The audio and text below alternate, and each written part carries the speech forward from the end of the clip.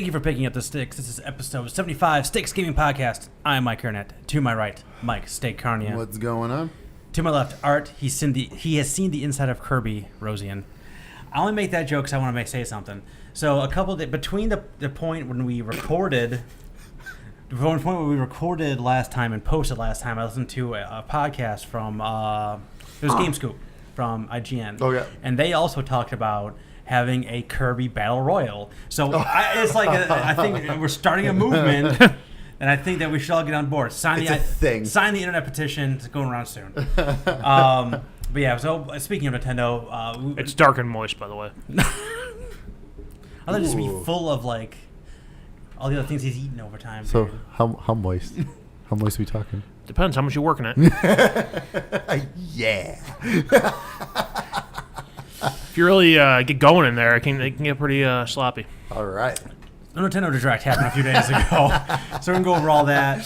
And we have actually had kind of a big break in between. We had a normal schedule, but we kind of recorded early last time and late this time. So I got a lot I played. You got a lot you played. Yeah. I don't know about this guy. We'll find that out in a minute. In regards to my normal standards, it's a lot. Yeah. So 3. So I was saying 3 instead of 2. Yeah.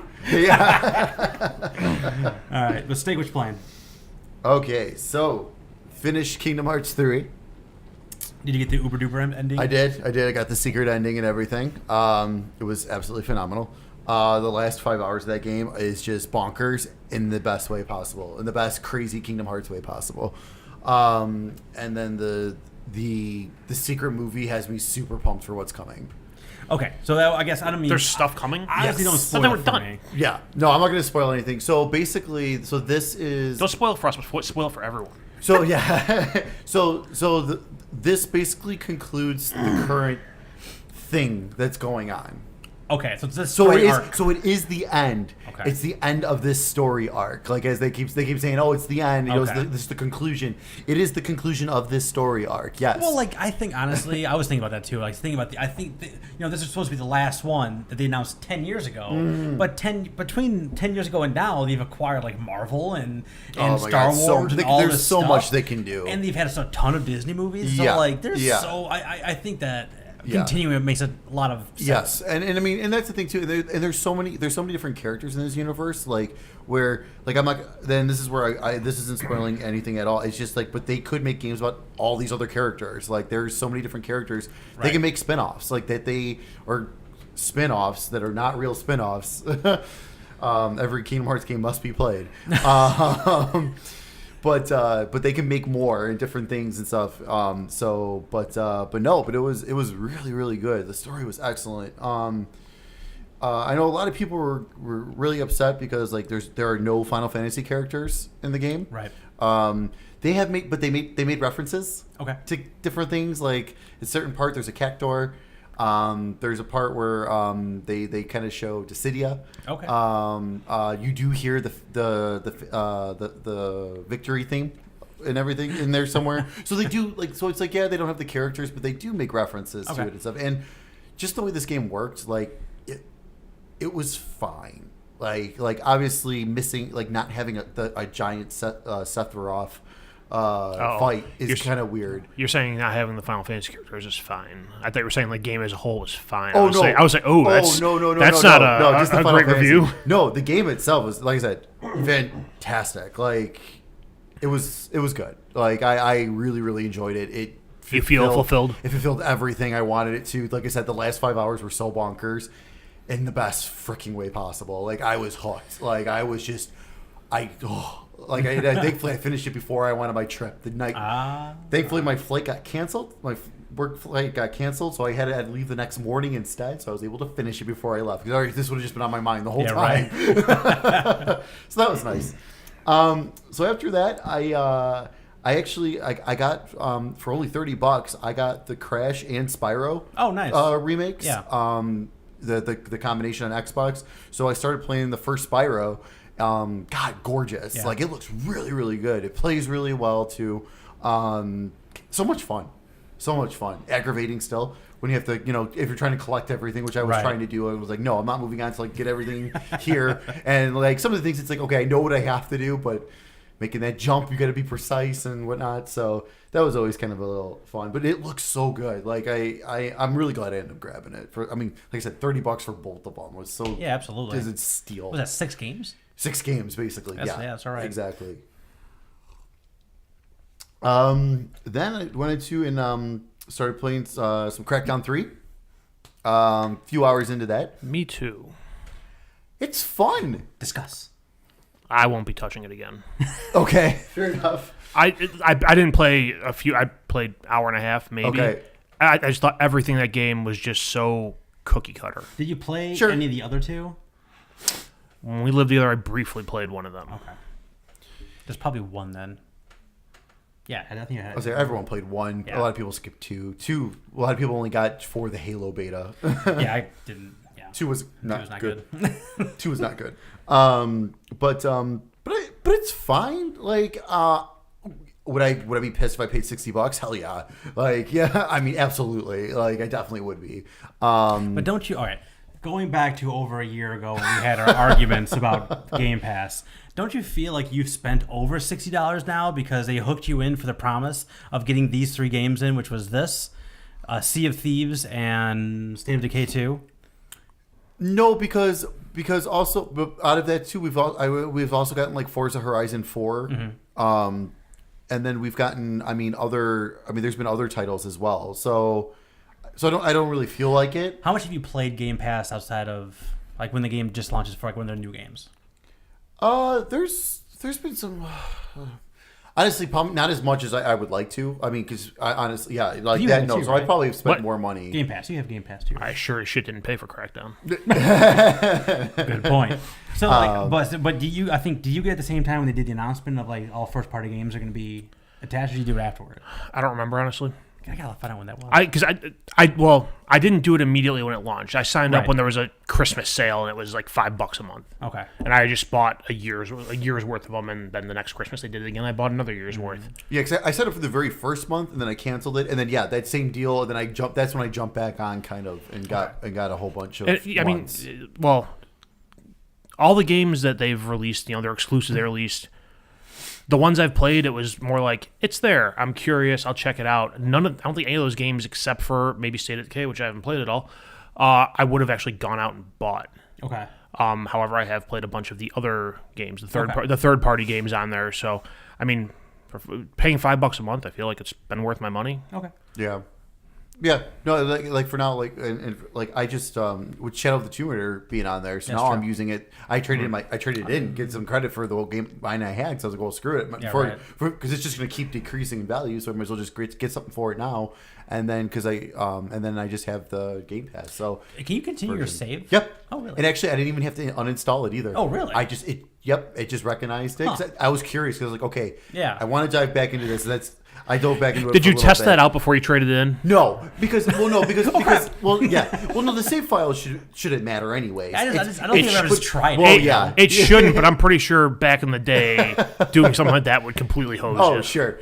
But I was curious, but I was like, okay, am I going to have to uninstall and reinstall the whole thing or whatever? So I was like, all right, well, let me check this out really quick. And I was like, oh, no. It's the very first time it took a while to load. So I wonder if it was like trying to figure out, like, hey, wait a minute. I think you had this on disc, but wait a minute. But now it's over here. You had a disc, but there's no disc with this game save file. What do I do? What do I do? Yeah, and the game kind of ran like garbage too. Like it was weird. Like it was doing a lot of stuttering. So then it's like, okay, now that it's loaded, like it worked and loaded fine. I exited out completely, reloaded it, and it loaded up perfectly normal, and then it worked fine. So I think it was figuring things out, and it kind of got a little messed up. And then once I shut it down and restarted it worked fine. So I mean, there's stuff though. I mean, here and there. Honestly, there is stuff here and there. I mean, at some point this year, I will be rehooking up my Xbox. Well, I mean, for Gears when it comes out, and that's the thing. It's like, and now I'm going to be just downloading shit like crazy. And that's the thing. I mean, any other Microsoft, because that's the because other than Gears right now, I don't really think there's anything else right now, but there could be more coming out. Like that Microsoft hasn't announced yet. Also, all those studios they bought, right? They're gonna put stuff out eventually and everything. I mean, Hellblade's up there. Like, there's a lot of. I mean, I've already played it, but there's a lot of stuff in there and they keep adding. So I mean, I don't feel like I'm wasting money, honestly. Even though I know I would like to use it more, anytime they do add a big game, I do go and install it. So then this way, when I'm ready, like I can just jump in. Like We Happy Few, I've got on my system. Yeah, that's right. So it's like one of these days, whenever I'm like, hey, what am I in the mood for? Oh wait, I haven't checked this out yet. I can just jump in. I can just start playing. I'll say I go through and look through the list on there whenever I boot up my Xbox, and just on a whim, anything that interests me even the slightest, but I install it. Yeah, what the hell, right? I mean, I'm not low on disk space, so why not? Right. That makes sense. So Crackdown 3 looks ugly. They give you 6 options. They give you 6 different agents to start with. Okay. Why you won't pick Terry I would Crews? Say, yeah, who's not picking the Terry Crews character? Yeah, I mean, I don't care about what other buffs those other agents. I didn't even look at it. I just looked at their faces. I'm like, oh, I'm taking Terry Crews. Terry Crews. Hell yeah, I want to be Terry Crews. That opening cutscene was amazing. I thought it was hilarious. Yeah. I wish there's a little more Terry Crews in the game, to be honest, at least. But I haven't gotten to that many more cutscenes with his character and stuff. I'm gonna say, so I'm curious if there's going to be more or not. But it's fun. I think it's one of those games where if I want to kill some time here and there, I'll go in and do something. It's hard. I thought it was rather difficult. I was getting into some really hard stuff. But whatever. And then I played a couple demos. I played Yoshi's Crafted World, the demo. Me too. Very, very pretty. Yes. It was fun. Yes. I don't think I'm going to buy it. Okay, so it was like I could see the positive, not negative. You got to put it in between. You got to do like the compliment sandwich. Right. It's just I don't think it works with that one though. Yeah, it was pretty. Compliment. It was pretty. I'm not gonna buy it. It was fun. I'm not gonna buy it. It was fun. I'm not gonna buy it. It was pretty. I just think I just have a feeling that after a little while it's just gonna be I don't care anymore. You know what I mean? I'm gonna lose the funness after a while. There's definitely a kitschiness to it and cuteness to it. Yeah. Where it's and what I do like about it is it definitely does. It's supposed to be the crafted world, right? And it's like an arts and craftsy made world. And then you go from left to right in the level, and they turn the level around, and you go the other way. And when you're on the back side of it, you can see the cereal boxes they used and there's barcodes on there, and so and I think that's really kind of cool and neat.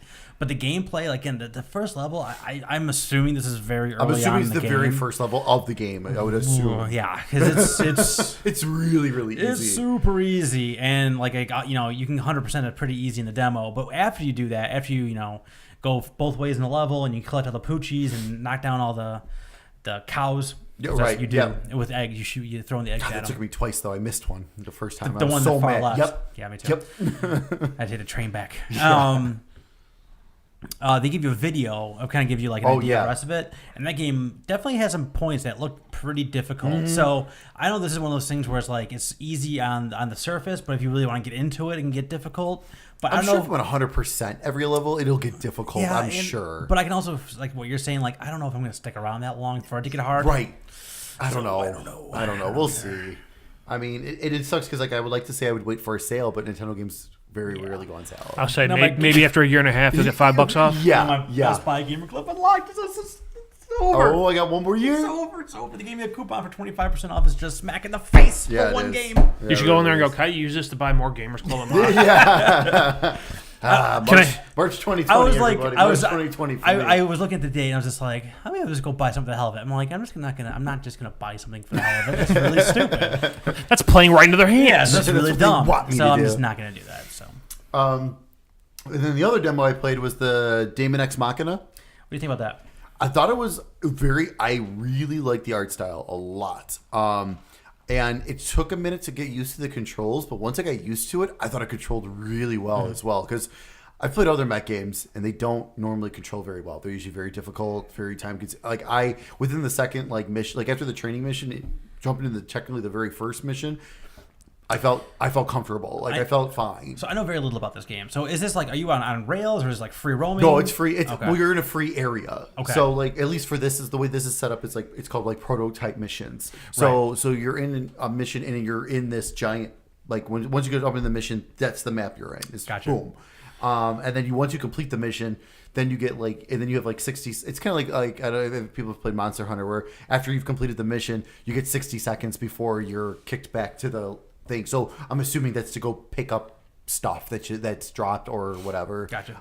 You get time to do that, or you can hold down a button and you just automatically go back.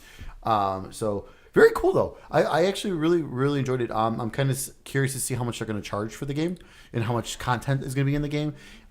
If it's like $40, I can see myself picking this up. Okay. If it's more than $40, I can see myself waiting for a sale, and then maybe eventually picking it up. Gotcha. Why? Why? Every week. Why?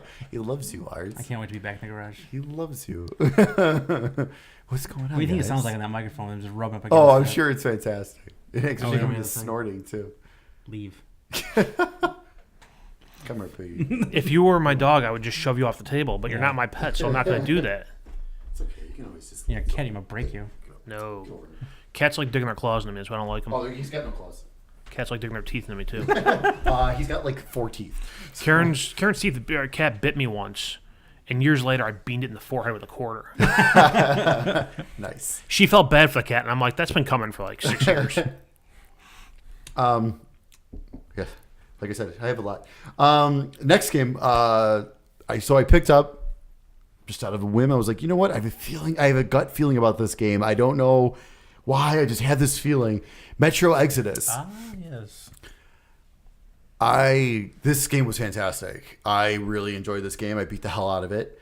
It took me about 20 hours. Oh, wow. Yeah, I beat the hell out of this game. It was so good.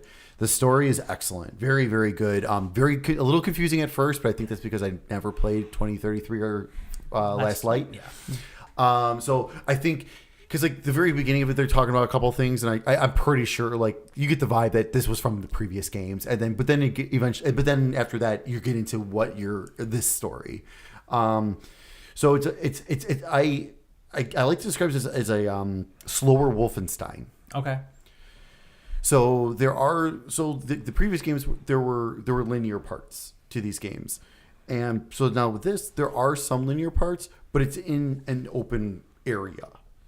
So you still have like a level, and then the level is a big open area, but then there's like, okay, here's a story. This is like a story mission here. Once you go into there, let's say like you enter a building, then it feels like a Wolfenstein level, kind of like a linear, like this is the way you go through this and everything like that.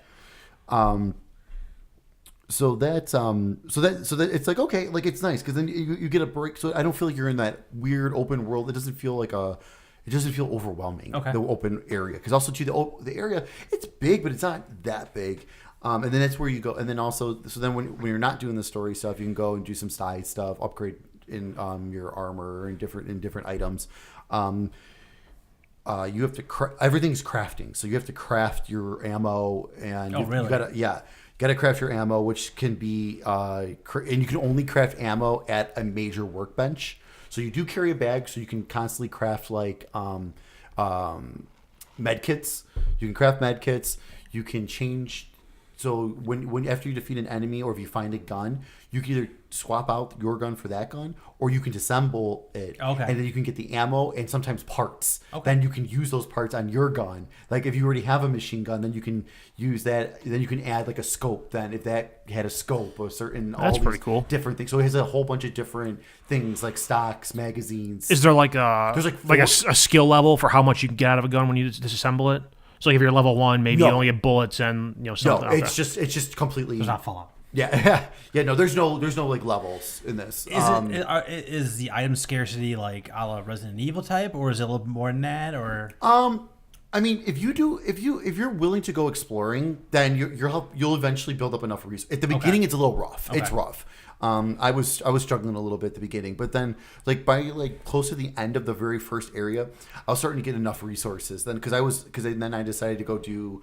Because eventually you get binoculars, and when you look around and like focus on different areas, then on your map it shows up question marks, and it's like, hey, that means there's something there, stupid. Go do it. Like that basically is what it's telling you. Nice. So when you go there, then as you're doing like stuff in that area, not only are you getting a major upgrade, but you're finding a ton of resources, and then you start finding some ammo and stuff too. You do find ammo out there, but it's very scarce.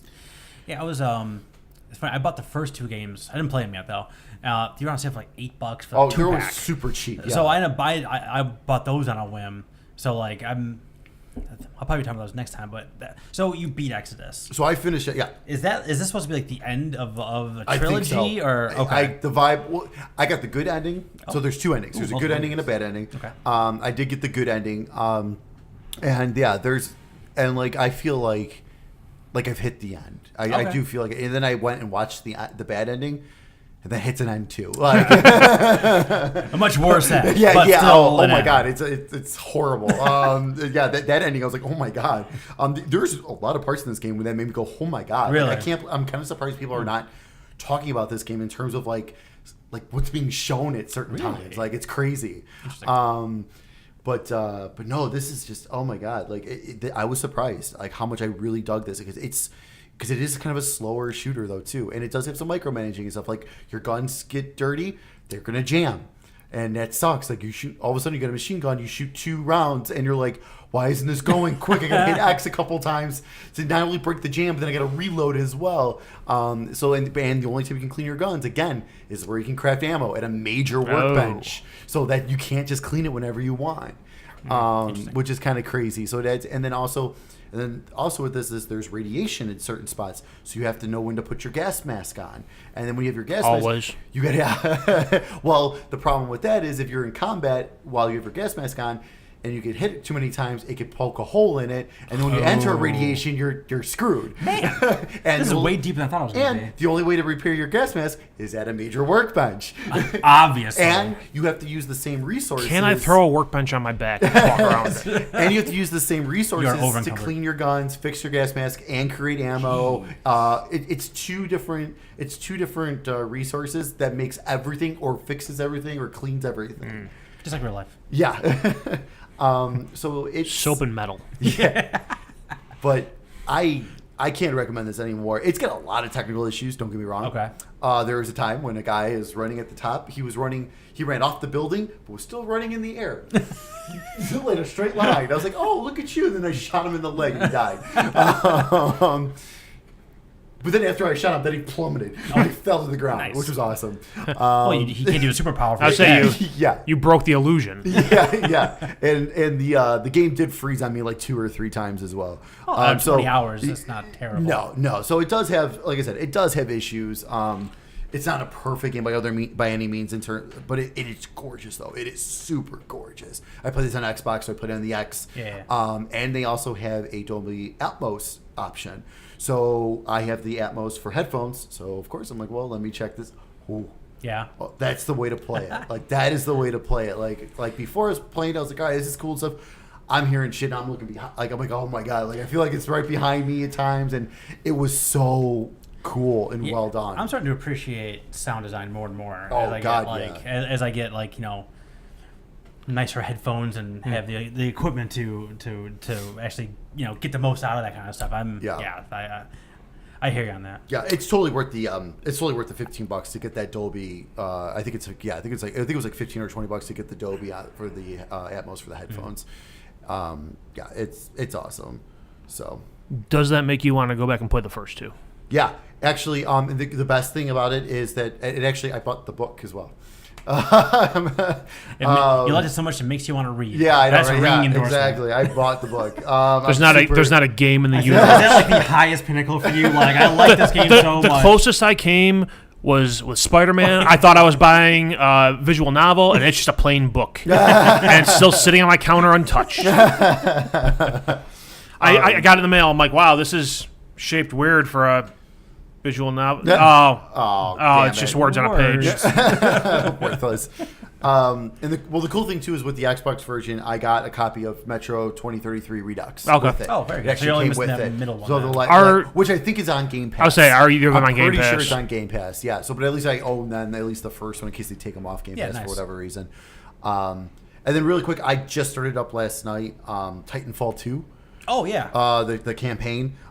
Very cool so far. Looks pretty. Mm-hmm. That's about all I got to say right now. Like I said, I just started it. I played like an hour last night. So that middle section is great. And I hear that campaign is phenomenal. Mm-hmm. So I'm at the part with the sludge, and where you deactivate the sludge, and it's 20%. Yeah. And then I died 3 times, and I've only heard 40% once, and it's hard because you got those little spider guys coming at you, and they just blow up, and one of them blows up by you, you're dead. Yeah.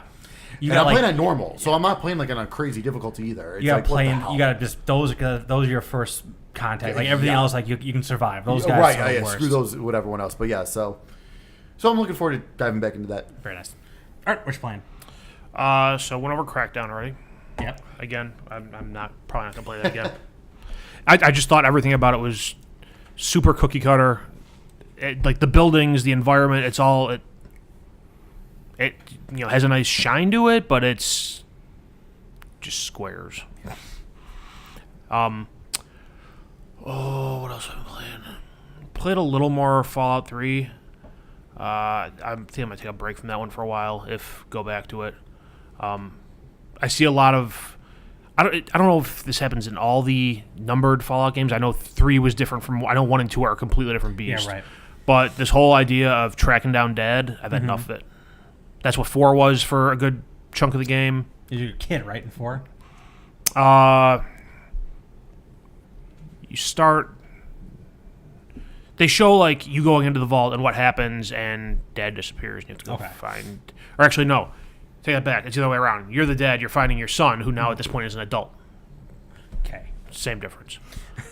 Tired of tracking down family members. I might go back to it. I might not. I don't know. I hit the point that karmically I had to hit. I blew up Megaton, so. Reven. That's what it was about.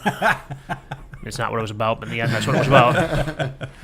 I mean, initially I went in there and I was going to try to screw you over and not blow up Megaton and be like, haha, I got you. But I went too far. The other game I played is I bought Far Cry New Dawn.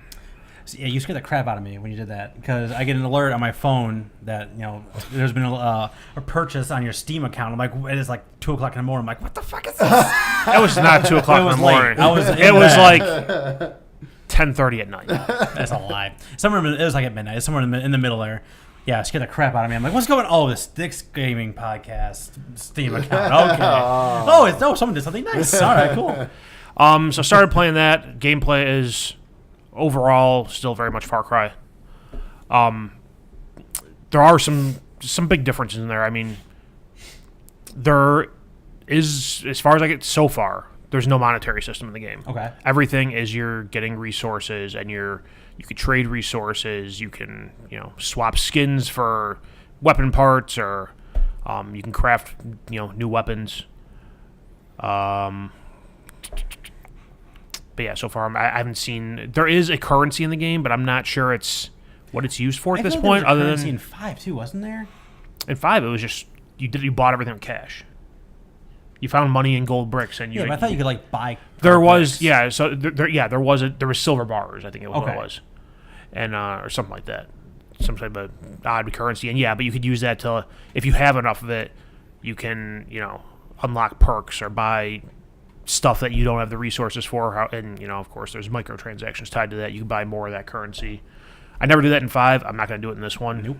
I mean, 5 played perfectly fine, just getting the resources in the world. So, but it's very different in that respect. Like in 5 and 4, like you go through and you level up, and as you level up, you unlock new guns you could buy and spend money on. And that's not the case this time. You have your main settlement that you're in, Prosperity, and you have to collect enough of a resource to upgrade a certain station in the base. Okay. And the resource, at least initially, is ethanol, which is what the highwaymen, who are the villains, have control of, or they're taking all of. And so, like, for my throwable weapons right now, I have Molotovs, throwable knives, smoke bombs. I need to upgrade the explosives hut, or whatever the hell it's called, if I want to get grenades or dynamite or something. Okay. And it's the same all around. Like, to unlock different guns, you need to upgrade that facility. I haven't tried tracking down the ethanol too much, so I'm not sure how that plays out. I also haven't done any of like the and the other one was like the outpost capturing. Right. That's still in there. I haven't gone and done it yet. I've just kind of been mainlining the story mostly and veering off the waypoints when I'm near a prepper stash or something. Have you done any of the excursions yet? Have you gone off of the main map yet? No. Okay. I just would know. I just unlocked excursions. Okay. Because I had to. I actually had to I had enough ethanol to upgrade like the helipad. Okay. And yeah, it gave me a big message about excursions when I did that, and I was like, okay, and it's 2 a.m. and I gotta wake up for work in about 3 hours. Time to go to bed. Yeah, right. But yeah, it's a lot of it's very typical Far Cry stuff. You know, they have the 2 main villains, the 2 girls that they showed in the trailer. I think it's, I don't remember their names. One's Lou. The other one's name starts with an M. I don't remember what the hell it is. But anyways, they're, you know, like the ultra-violent gang, you know, the highwaymen, and it's kind of similar to the last game. There's always vehicles driving around of, you know, sometimes they've kidnapped someone, sometimes it's a fuel truck, other times it's just patrols. But if you come up on an area where, like, they're stationed, there's music blaring. Okay. And, like, it's the music. I've only heard a couple of the songs. I recognize some of them. But, so there's some stuff. I don't know if you guys have heard of the rap group Run the Jewels. Like, their bass lines, their songs, to me, they sound like menacing. Like, if I was ever going to be in like a pro fight, one of their songs is probably what I would come out to. But you walk up and you start hearing that, and it's faint, and as you get closer, it gets louder. Oh, cool. Because they just, like, on all their bases, they just blare music. But That's like, a really cool idea. I look through the playlist, too, and it's, you know how in Far Cry 5 when it was, John is the father, right? No, Joseph is the father. Joseph the father. Yeah. So Jacob was the other one? It was John, and then there was, God damn, I don't remember. John, Jacob, and Faith? I think so. Whichever one in the game hypnotizes you, and then every time you hear only you black out. So like a bunch of these songs that when you pull up to these places, it's not just like these hardcore rap songs. They have like these oldies songs. Like I wouldn't look through the playlist to see what else was in there if I recognize any of the other musicians, but I think that's a cool aspect to it, just because it's like you'll be in the middle of nowhere and like very faintly you'll hear music. That's cool. You're like, fuck, where's that coming from? And but no, so far like I'm playing this one solo. I think I said before, I didn't like the way the multiplayer worked out in 5, where it was only the host got the progression and only the host got the trophies and only the host can interact with the Fangs for Hire. So far I like it. I'm not super far into the game, just because I haven't had more time to play it. But yeah. All right, so I have finished my New Year's resolution list. I've made it. I didn't buy anything. It's impressive. So let me talk about my last 2 games. So I played Get Even. I talked about that last time. What I started telling you about, like, there's a game I played that has like the 2 weird difficulties. This is it. Yeah. The 2 difficulties in Get Even are gentle and traumatizing. There's no in between. So I don't know what the differences are. I was playing on traumatizing. Was it traumatizing? Yes, the controls were absolutely traumatizing. And when I went back to the same location for the 3rd time, it was traumatizing, and I jumped out. So like, yeah, it was like, I mean, if it was like a HUD world or something like that, then fine, like I get that. But like, I went to the same unimaginative place for the 3rd time with 1 extra door unlock. Like, I'm out. I'm not interested. I'm done.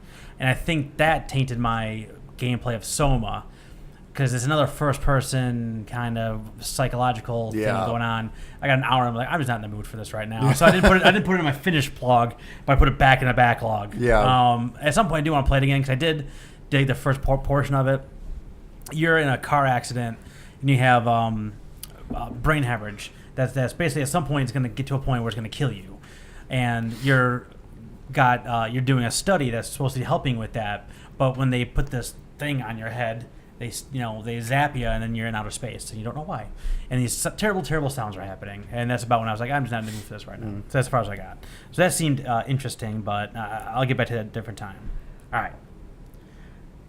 I know we're going to talk about it in a minute when we talk about the Nintendo Direct. However, I have been playing the absolute crap out of Tetris 99. My God, it's proof you can make a battle royale out of anything. My God, it's so crazy, and it does a thing that at most great battle royales do, which is you die, you're back in the game. You die, you're back in the game. You die, you're back in the game. Like, I'm like constantly, I just hold down the A or B button, whatever the hell it is, to get right back in the next game, and they're loading up, zip, zip, zip, and your Tetris music starts playing, and it's just that simple. I have finished as high as 5th. Wow. I'm consistently in the top 30. I also have finished in the 90s on a couple of these things because the way it works is like if you ever played like the versus version of Tetris, like when you're playing against somebody else or whatever it is, like when you finish up rows, like they send junk blocks to the other person, and you can kind of control who you're sending these junk blocks to. You can either with the right analog stick, you can pick random, like you just pick whoever, people who are attacking you, people who are close to a KO, and the last one is badges, which I'm not 100% sure what that even means, to be honest. Would they like the top 3 maybe? Maybe, or I think it has something to do with like if I get badges, and I think that ends up speeding up the other people. The more badges I have, my stuff doesn't speed up as much as theirs does. Because when you get further down the list, like your stuff gets faster and faster and faster until you're finally done. We don't use sneaking badges. But there was one time where it's just like, and they show you like there's your main center grid where you're playing, and then you see everyone else's grid on the side, and they'll run lines from the people who are attacking you. And there was one time where it's like I started the game at 8 people attacking me. I don't know what I did. I don't know how that happened. But I was just like, well, I'm dead. And it didn't take long. I was like in the 90s when I died. They didn't like the way you spelled your name. I guess. But like it was one of those things where it's so much fun. And it's Tetris. So it's one of those things where it's instantly accessible. You know what you're doing. You got and you can just play it like you can never touch the right analog stick and be perfectly fine and still do okay. But man, like it's when you get down to that, like it'll tell you like you're in the final 50, you're in the final 10, and it's like it's that moment where it's like you're in that zen like trance state and you're just moving stuff around and you're not even thinking about it. But man, yeah, it's really good. It's so dumb that Tetris have been remade twice and within like 4 or 5 months of each other between Tetris Effect, right, which is like the visual mindfuck, and everyone's just nuts about that, and saying you gotta play that in VR and all that shit, and a super competitive. It's just simple Tetris. Like it's just nothing. Mind blowing about it, but it's just that competitive edge of it, and then like that countdown and the music, and that ramp up of the music getting faster when you're in the final 10 and final 50 and the final 10. Like, it's just so frantic.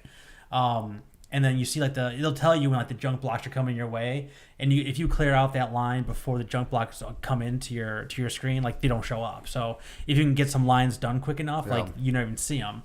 So there's just it's simple, but it's just so minimalistically like hectic. It's so unique and it's so good. It's only on the Switch. It's only if you have the Nintendo Online. So that's why I haven't played it. Yeah.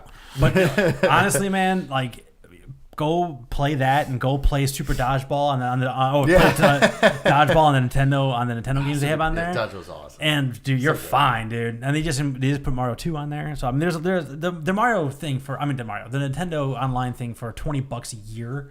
Like this, my fun I've had on Tetris feels like my $20 has been fine. So anything above and beyond that is just gravy for the rest of my year that I have it. Cool. But man, it's so good. All right, we already talked about Yoshi's Crafted World. Where do I go next? All right, I'm gonna hand out my 2 biggest accolades I can possibly give to these next 2 games. So I replayed Inside all the way through. I never replay anything. And after like the whole like Soma and Get Even thing, I was just in the mood for something weird and different, and this totally fit the bill. And I never got I saw the secret ending, but never actually got it. So I replayed it. I rebought it on my PlayStation. It was like $2-3 like in one of the Super Sales. Did you play it on PC before? I played it on Xbox before. So in the rare occurrence, I bought a game twice and played it twice, which is never happens. So yeah, that game, like now that I get a chance to it's like the second time you watch a movie, right? Like you pick up on so many more things and you get a chance to appreciate more of the nuances of a movie the second time you watch it. It's the same thing for this game. It's only like 3 hours to beat, but man, like it's still like one of the best paced games I've ever played. Like gameplay wise, like it's just I never want to say the word perfect, but like it just like everything is like. They teach you something and you use it once to prove that you've learned it, and then they take it to the next level on the next thing. You may never see it again. Like this game does things once that you never see again. Like mechanics you see once and you never see it again. But it fits so perfectly in that moment. On top of all like the stuff happening in the background of the levels and just how there's really just some out of the box thinking that's required to get some of these puzzles done. The secret ending is insanity, like in how you got to get it, and it's like the secret ending. There isn't much to it, but the only trophies you get in the game is when you pull these cores out of these energy orbs, and you need to get all those to get the secret ending. So like, the only way to even get any trophies or achievements is to basically do all this stuff to get to the final ending, and they're all hidden. And they're all there's these yellow wires you see throughout the game. There's not a lot of color in the game, but you see these yellow wires. You know, okay, this thing is somewhere around here, and you got to figure out either like find the secret door or do the puzzle to get you over to where you need to be and get the secret ending. But yeah, I played all the way through Inside again, so I absolutely love that game. It's always on sale. I know you played it. You were kind of ho hum on it, but like honestly, that was my favorite game of the year 2 years ago. I think when it came out. Sounds about right. Yeah. So it still stands up. It's cool. I cannot wait to see what Playdead does next. I know they take like 8 years to make a 3-hour game. 3 years ago. Yeah. So was it 3 years ago? Yeah, because 2 years ago you voted for. You're Mario totally Odyssey. right. Yeah. Oh, wow, yeah, it was 3 years ago. 3 years ago. So there you go. So we're halfway to a new game from Playdead. So that's good news. But yeah, man, I never replay games, and I played all the way through this again. So that's a high honor for me. Second, I have been playing an unbelievable amount of Apex Legends. And I am really digging it. It's so good. I have multiple wins. 4, I think, at this point. I think so many twos I don't even want to talk about. But I mean, Apex Legends, it came out of nowhere. Another battle royale game from the guys who made Titanfall. If the gunplay, so the gunplay is absolutely great. Mm-hmm. And there's 8 different legends. There's 6 legends unlocked to begin with, and there's 2 more you can unlock with one of the currencies you can get. And they all have a passive ability, so they all have something that you don't need to do anything. Like one guy, like if I get shot, and I'm running, I automatically get a boost of speed, so I can run faster and get out of the way. That's just one of the examples. You have another guy who's like a tracker. So if someone opened a door recently, like I'll see an icon in the middle of the open door, and it has like a ticker on it, so I know how long ago the door was opened. So I know if someone's close, and I can see footsteps or that just happen and things like that. So and those are just passive abilities. You have one like active ability, like one girl she sends out a healing bot, and if you guys are on the healing or anybody's on the healing bot and you need health, it'll start healing you. Will it heal enemies? Yes, it will. It'll heal anybody in the area. So there's been times where I put the healing bot out and I died, and I see the person who killed me is using my health bot, which is infuriating. But the other guy, he can make like copies of himself, so he can like make a copy and just run them out in the distance. So and anyone who shoots the copy, their location is marked on my map now, so I see right where they're at. So there's a lot of things like that, a lot of strategy. Then you have a super. So it's like Alibi from Rainbow Six.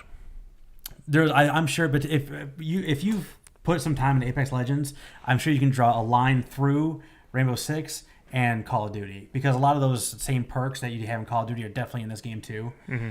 And then they have like their super ability, like the one who has the health. She can drop a care package that has at least one epic piece of gear, like whether it be a shield or a helmet or whatever it is.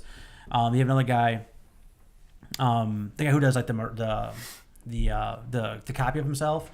He makes just like 5 copies of himself that just explode out, but you are cloaked for like 5 seconds. So all these things just run all over the place. You cloak and get the hell out of there. And everyone who's shooting those the duplicates, I can see all of them on the map now. So there's a lot of stuff like that. So there's a lot of strategy involved in this. The map is smaller than other ones I've played before. A lot more buildings in it as well. So there's a lot of times when, I said last time when you were playing that one of the things I liked on the HUD is I can see the muzzle flash from my characters when they're engaging in gunfight. So like I can see the muzzle flash. I see it's the green character. I look at the green arrow. They're pointing that way. All right, there's a building there, so I can like move around to the side and flank them and get on the other side. I can't tell you how many times I peekabooed somebody with a shotgun in this game, coming out of a hallway, coming out of a door. They never saw me coming. And there's no communication. I don't talk to anybody in this game because of all the automatic responses that they do, the pinging in the game that tell me, hey, bad guys over there, hey, there might be loot over there, whatever it is. Like I never talk to anybody, and we are totally communicating. Like I don't get these wins unless I'm communicating. And man, it's just, and the highest honor I can give giving to this game is I put money into it. I spent $20 on digital currency. What? I did. Because I liked it so much, I spent $20 on this game. All right, that's the end of the podcast. I know, I'm We shocking got everybody. Mike to pay for microtransactions. I don't know who you are anymore. I know, but What'd you say? I said I don't know who you are anymore. so they have 3 different currencies in the game. They have like one currency where you get it in the loot boxes that you can sell back and buy skins and whatever it is. They have a red currency, which is you get every time you level up. You use that to unlock. The only thing I've seen that you can unlock so far with that is the 2 characters that are locked. Okay. And then you have the yellow currency, which is the money that you actually buy. You buy loot boxes with that. You can also buy the characters with that if you don't want to wait. And you can use that to buy the legendary versions of like the skins and the badges and all that stuff. So what'd you spend your money on? So here's the way I looked at it. So if you got the $20, you got an extra 150 coins. That's how it usually works. So you got a little extra. And I saw that the characters, also all the loot boxes are $100 a piece. So I got, $21.50 in terms of money. So I can either get 21 of those and have 50 left over, which is just gonna scratch my brain like I have 50 left over. What are you gonna do with that? I need to buy another $20 there to even that out. So I saw the characters. Like the characters, I could. Isn't that like what the old Xbox Live credits used to do? 100%. And it was like that funny money, whereas this like it was credits. It wasn't even like money. So it was like, what the hell am I going to do with this extra 30 worth of credits here? So what I ended up doing was I was leveling up enough to get to I'm at level 21 right now, and I still don't have enough of the red currency to buy a character. So what I did was I bought one of the characters. Which one did you buy? I bought his name is Mirage. He's the cloning Okay. guy. The other guy's name is Caustic. He has gas, and like actually I've seen some really cool stuff with him too. What people have done, like just tramping, basically shutting a door, putting the bomb right in front of it, and then they're totally screwed. Like all the teams in there being gassed. Excuse me. So my thing, I bought that, and I bought the rest in loot boxes, and I got all kinds of crazy stuff. And they really spell out what you get in these loot boxes too, in terms of like how often you get like a legendary piece of gear, how often you get like and that's like I felt like, and they were right, like for every 10 you get a legendary piece, and I've gotten 2 of those so far, and I've gotten between my 20 levels and the 10 I bought, like that makes sense. So yeah, I felt it was money well spent and like I'm almost at a second character. Plus, I mean it's a free to play game. And I've probably already put like 15-ish hours into this thing minimum. Right. So like I'm feeling like they've earned my money. Last thing I played an unbelievable amount of PSP games. Goddamn steak. I bought it like it was like it was like fate. So like as we recorded, we talked about the 8-bit dough? Is that how you say it? 8-bit dough? I don't know, whatever. So that was like on the Amazon Flash sale at like 2 days after we recorded. I'm like, fine. I guess I'll buy this. So I did. If I gotta. And then I started getting the PSP games. Like, I don't have enough space, so I had to buy a bigger memory card. So after all that, wait, what? What PSP games? What are you talking about? My PSP games. Let me tell you what I've been playing. I've been playing this on your phone. Yes, sir. Okay. Yes, sir. I'm thinking like computer emulator. I'm like, how'd you run out of space for PSP games? What do you got, like a 32 megabyte hard drive? On like the modern day phones, it works so well. Like it upscales so good. So let me just run through the games I have here. Shit. I got Tony Hawk Underground 2 Remix, which doesn't play great.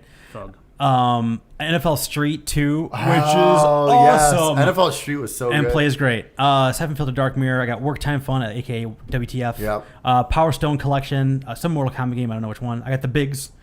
Worms 2, the other Siphon Filter game, the Simpsons game, which is atrocious. It's bad on PSP. It was really bad. And you really forgot how like you miss the second stick on these games. Yeah. Holy Lord. Oh, yeah. Instead, the game is unplayable. SmackDown vs. Raw 2008, because that was the last game that had the GM mode in it. So I'm playing this GM mode. Do you ever watch the videos online from Xavier Woods? Yes. 100%. Him and the other guy doing GM mode against each other. Yeah, I don't know who the other guy is. He's another wrestler. Hell yeah.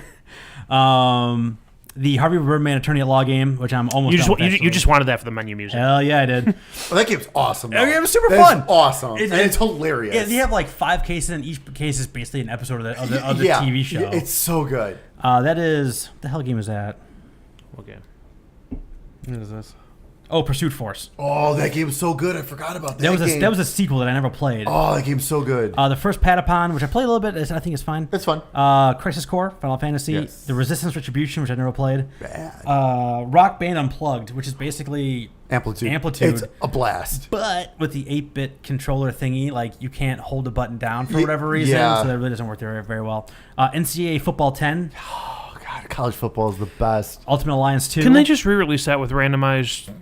Like go back, Dude, go I can't. back to like the fake schools. Make Notre Dame, South Bend, and Florida State, Tallahassee, I miss NCAA and randomize so numbers. I always loved it more than players. Madden. Always. That game is also really hard to play with the default settings because I don't know how you pass. Like I don't know. I put simple passing on, which is the passing I've been using since I don't know Super Nintendo with these games. What's complex passing? I have no I would idea. assume the different button number, No, right? No, that's simple passing. Oh, quick passing. that's weird. I have for the first I'm like. He's open. I'm pressing the button and nothing's happening. So I don't know what I was doing wrong. Marvel Ultimate Alliance 2. I know the passing cone was limited to Madden. Yes, it was not the passing cone. It's like a red marker over. I have no idea how to do it. Yikes. Motorstorm Arctic Edge. Oh, so good. The Ghostbusters game, which is also completely unplayable. It follows the exact story. It has all the same voiceover as the 2008 game had. But they way dumbed down the graphics if they had to for this. I think this in the Wii version. But it has the same thing. Like it's a third-person shooter with one stick. Yeah. It is atrocious. Shadow of Destiny, which was one of my favorite PlayStation 2 games. So good. I totally forgot it was a PSP I didn't know game. they put it on PSP. Oh. Prince of Persia. I don't know which one this is. I just saw the words. That one. I don't know. That's the one where it was like the single combat, where like every battle was a boss battle. Remember? That one was okay. Silent Hill Origins, Burnout Dominator. Oh, the Burnout games were so good on PSP. Darkstalkers Chronicles, Manhunt 2, which I completely forgot was a PSP game. They were actually not bad. Yeah, Metal Gear Solid Peace Walker and Street Fighter Alpha 3 Max. So that is what I've been doing. Is playing tons and tons of those games. X-Men Legends 2. Grab it. Oh yeah, totally. So yeah, it's funny. Like going back and playing these PSP games, it's like realizing why. How did the Vita fail? Like the PSP had so much good stuff on it. Because you couldn't hack the Vita. But even that though, like the PSP just had so many and like so much support. All these third-party games, like major titles, were on PSP. Well, I mean, everyone. When the Vita got announced, there was a lot of hype around it. Yeah, because it fixed all the things that PSP was just lacking, and I'm living through all those things right now with the one stick. The one stick and all that thing. It's still look how good Uncharted looked and all that. Yeah. Then they announced proprietary memory cards, and that was like the big I know. that was a big butt. That was bad. Man, it was just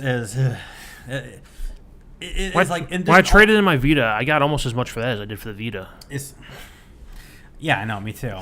But it's just like there's a weird alternate universe out there somewhere where the Vita is still thriving right now, and they're announcing number 2. It should have been great. It should have been. I know. And I still enjoyed mine. That's still a purchase I feel great about, but I don't know. So PSP every night has been what I've been doing. Awesome. That's awesome. I'm glad to hear that. Extra. Oh, we do new game from now it releases first, but I had 2 other things. My bad. We've been talking for a long time on this. Way to fuck up the flow. That's probably a good idea. We just shut down. I saw you got on it. Things I forgot to talk about. I finished Saints Row the Third again. Nice. It's so much fun. It is. It's a fun game, and this time through, I didn't wander at all. I just straight through the story. Yeah. And they finally announced. I can't remember what it was, but they finally announced the date for the Switch version.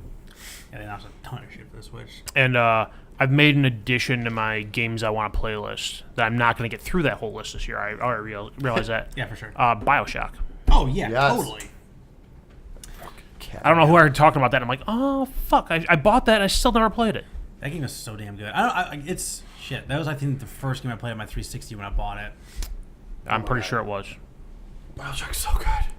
And you can and the trilogy. Yeah, the remaster is dirt cheap. I bought all the time. I bought it. I bought them on Steam before the remaster came out. So I got the trilogy for for free. Then $9. And the remaster for free. Yeah. Okay. Good. If I look at my Steam library, I have the originals and the remaster right below it. I'm like, perfect. I was gonna say because it's always on sale for really cheap. All right, so what's coming out next couple of weeks, which is the correct way. We've been doing the show for years. All right, March 1st, Alien League for PC. Like Rocket League? I don't know. It's Like, a party. do you drive aliens? It says it's a party game. Is it like Mutant League? I don't know. It says it's a party game. Is it like Laser League? Also on Is it March. like Blitz League? Also on March 1st, Dead or Alive 6 for PC, PS4, and Xbox One. Boobs. Yeah, I'm probably gonna grab it. Boobs.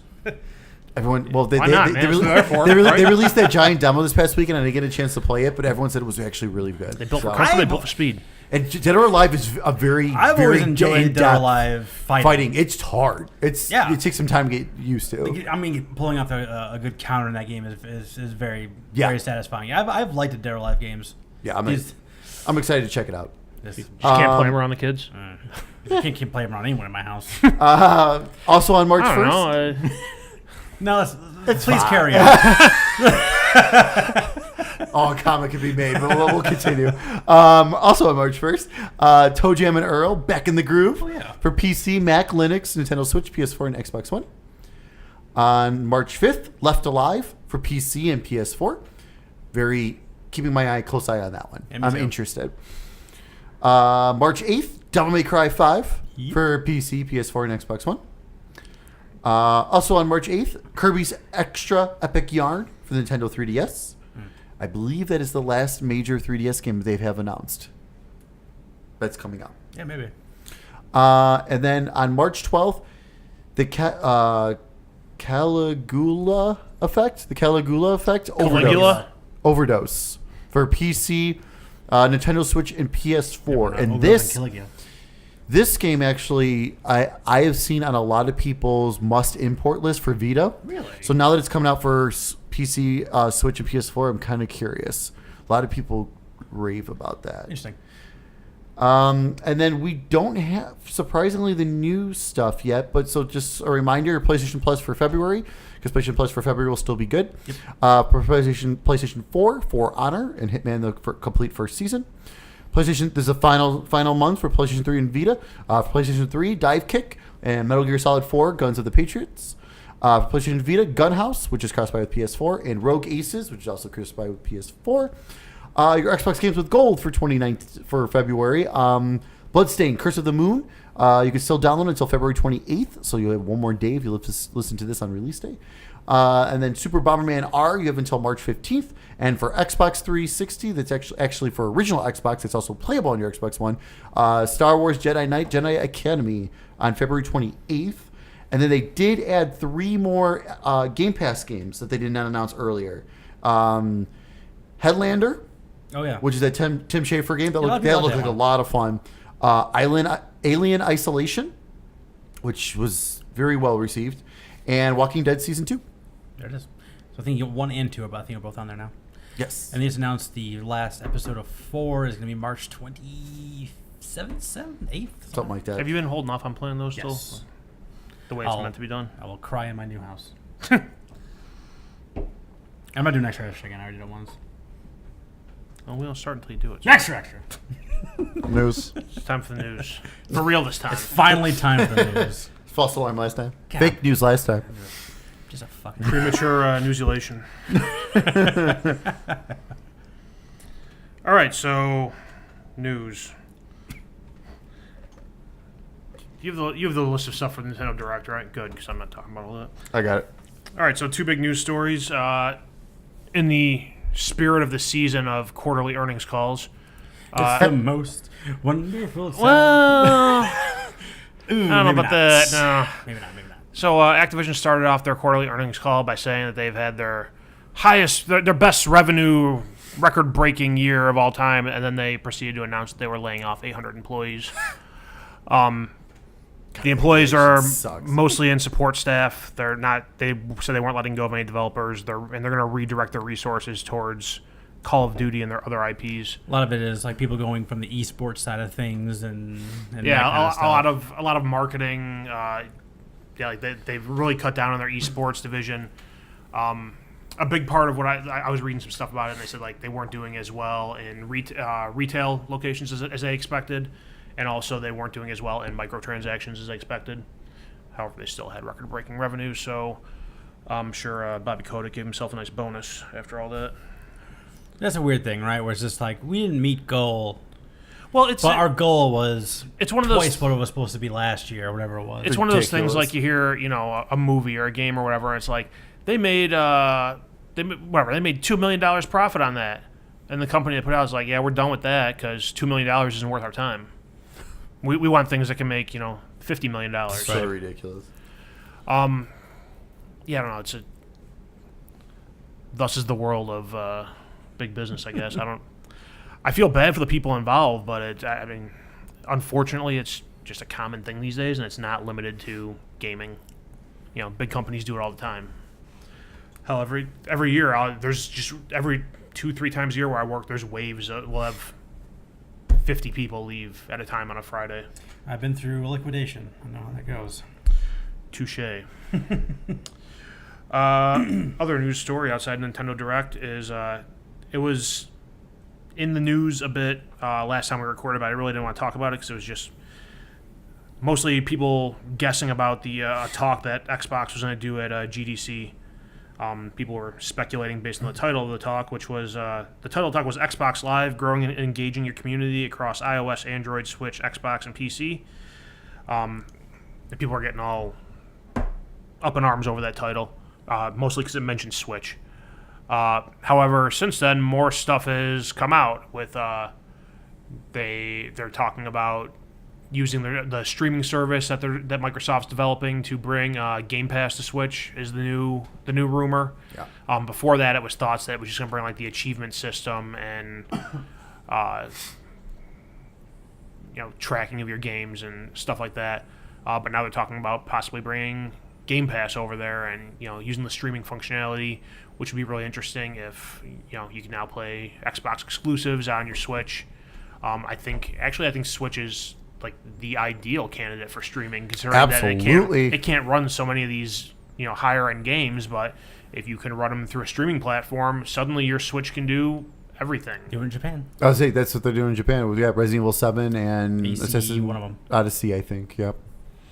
And then also some stuff came out, I think it was today, about how their games on Game Pass, they're developing them so that through Play Anywhere, Game Pass, wherever, like from one location you download, whether you're playing on your Xbox or your PC, it downloads from the same servers. Yeah. And the system can tell, based on which version you're using, which files to download or use. So it seems like Xbox is really pushing in towards this whole Xbox as a platform thing. Yeah. Which makes me wonder. I mean, you always hear about how these game companies, like, hardware is not a big moneymaker for them. It's getting the install base with the hardware and then getting the royalties on all the games that get released for the system. Or, if it's a first-party game, just getting everything. So, yeah, seeing them go this way is interesting to me. Selfishly, I wish it was Nintendo going this way. I have nothing against the Switch. Nintendo's doing too... Sure. I would too just... Before the Switch, that was always my thought. Nintendo's going to do this, and you can play Mario on your PlayStation or your Xbox. Sure. Because, they were the ones having hardware woes. And the thing is, like, Xbox isn't having hardware woes. It's still... The Xbox One platform is sold very well, just not as well as PlayStation. Mm-hmm. So I'm interested to see where this goes. I'm interested to see if Sony or Microsoft or both or neither are going to continue to not play ball. I'm also, as this goes on, develops more and more, I'm curious about like the revenue split with Nintendo. I was thinking that too. Like, I remember talking about like with Game Pass and Games Anywhere, like why the hell would I ever buy a Microsoft console, right? Right. So where is all this money coming from? Like, how are they distributing this money? Like, I would love to see their business model and actual like percentages and dollar amounts and things like that. To how the hell they're doing Game Pass. Like, how the hell are they doing all the first-party studios? Like, how the hell are they doing that? And now this, they're going to be putting their big-time stuff on another console at least. Yeah. Like, at least at the PC. Like, it's Well, I mean, it's like crazy. What a world. Even if, like, let's say the Switch part of it, I mean, the PC is not that big of a deal because it's still running on, you still have to have Windows to run it. So Microsoft's still getting their cut of the pie there, and it's still within their ecosystem and still within the Xbox Live ecosystem. But Nintendo, you're going into theoretically a competitor's ecosystem, right? And they're going to want a cut of the pie. Microsoft's going to need a cut of the pie to support the infrastructure, right? And, I mean, Nintendo's not going to let them set up shop there for free. Plus, I'm also curious about, like, are there going to be limitations as far as third-party games that are allowed in there? Like, say, there's gotta be some let's look at, like, Wolfenstein and Doom. Can they not put that on Game Pass for the Switch? I was gonna say there's gotta be some kind of crossover between the games that are on Switch right now and are also on Game Pass. Yeah, I'm sure there is. I would think that there would probably have to be like an amendment to the contracts that like they currently have on like with them. I would assume, right? Unless Microsoft already sneakily wrote that in. Without these, third parties even realizing it. Like, I'm willing to believe anything at this point. Oh yeah, like, absolutely. Honestly, I'm very curious to see where this goes. Mm-hmm. I think this is awesome. I think it's a good thing. I think it's even a better thing if since I already paid for it on Xbox, does that mean I get it on Switch automatically then? Because if that's the case, hell freaking yeah, that's amazing then. Because then I'm gonna start putting some of those I'm gonna start playing some of those games on my Switch when randomly laying in bed or whatever. Hell yeah, I'm gonna do that. Or I almost wonder if you're gonna have Game Pass as a service and they're gonna have whatever a billion games, but only 10 million of them are available streaming. That's fine. That's even fine. Probably. I don't care. That's fine too. Let's rewind this to E3 last year with Xbox. Talking about all this streaming stuff, all this infrastructure they're building, all this game plan they're doing. This is probably part of that. Yeah. Absolutely. Well, it's of the Nintendo, Sony, Microsoft. They're the only ones that have the technology background, the infrastructure to do this by themselves. Right. Nintendo or Sony, both of their infrastructure suck, Nintendo and Sony. They would need to partner with Amazon or Google to do it. And Google sounds like they're getting ready to start doing their own thing. Mm-hmm.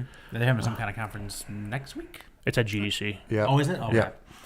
And they're supposed to have some kind of announcement in regards to gaming, which... Actually, it's next week, isn't it? First week of March? I think so. Yeah, I think so.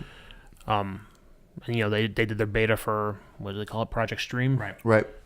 Where I got my free copy of Assassin's Creed Odyssey. Congratulations. Thank you. So, yeah, it's more so than Google getting involved and doing their thing and, companies like that getting involved.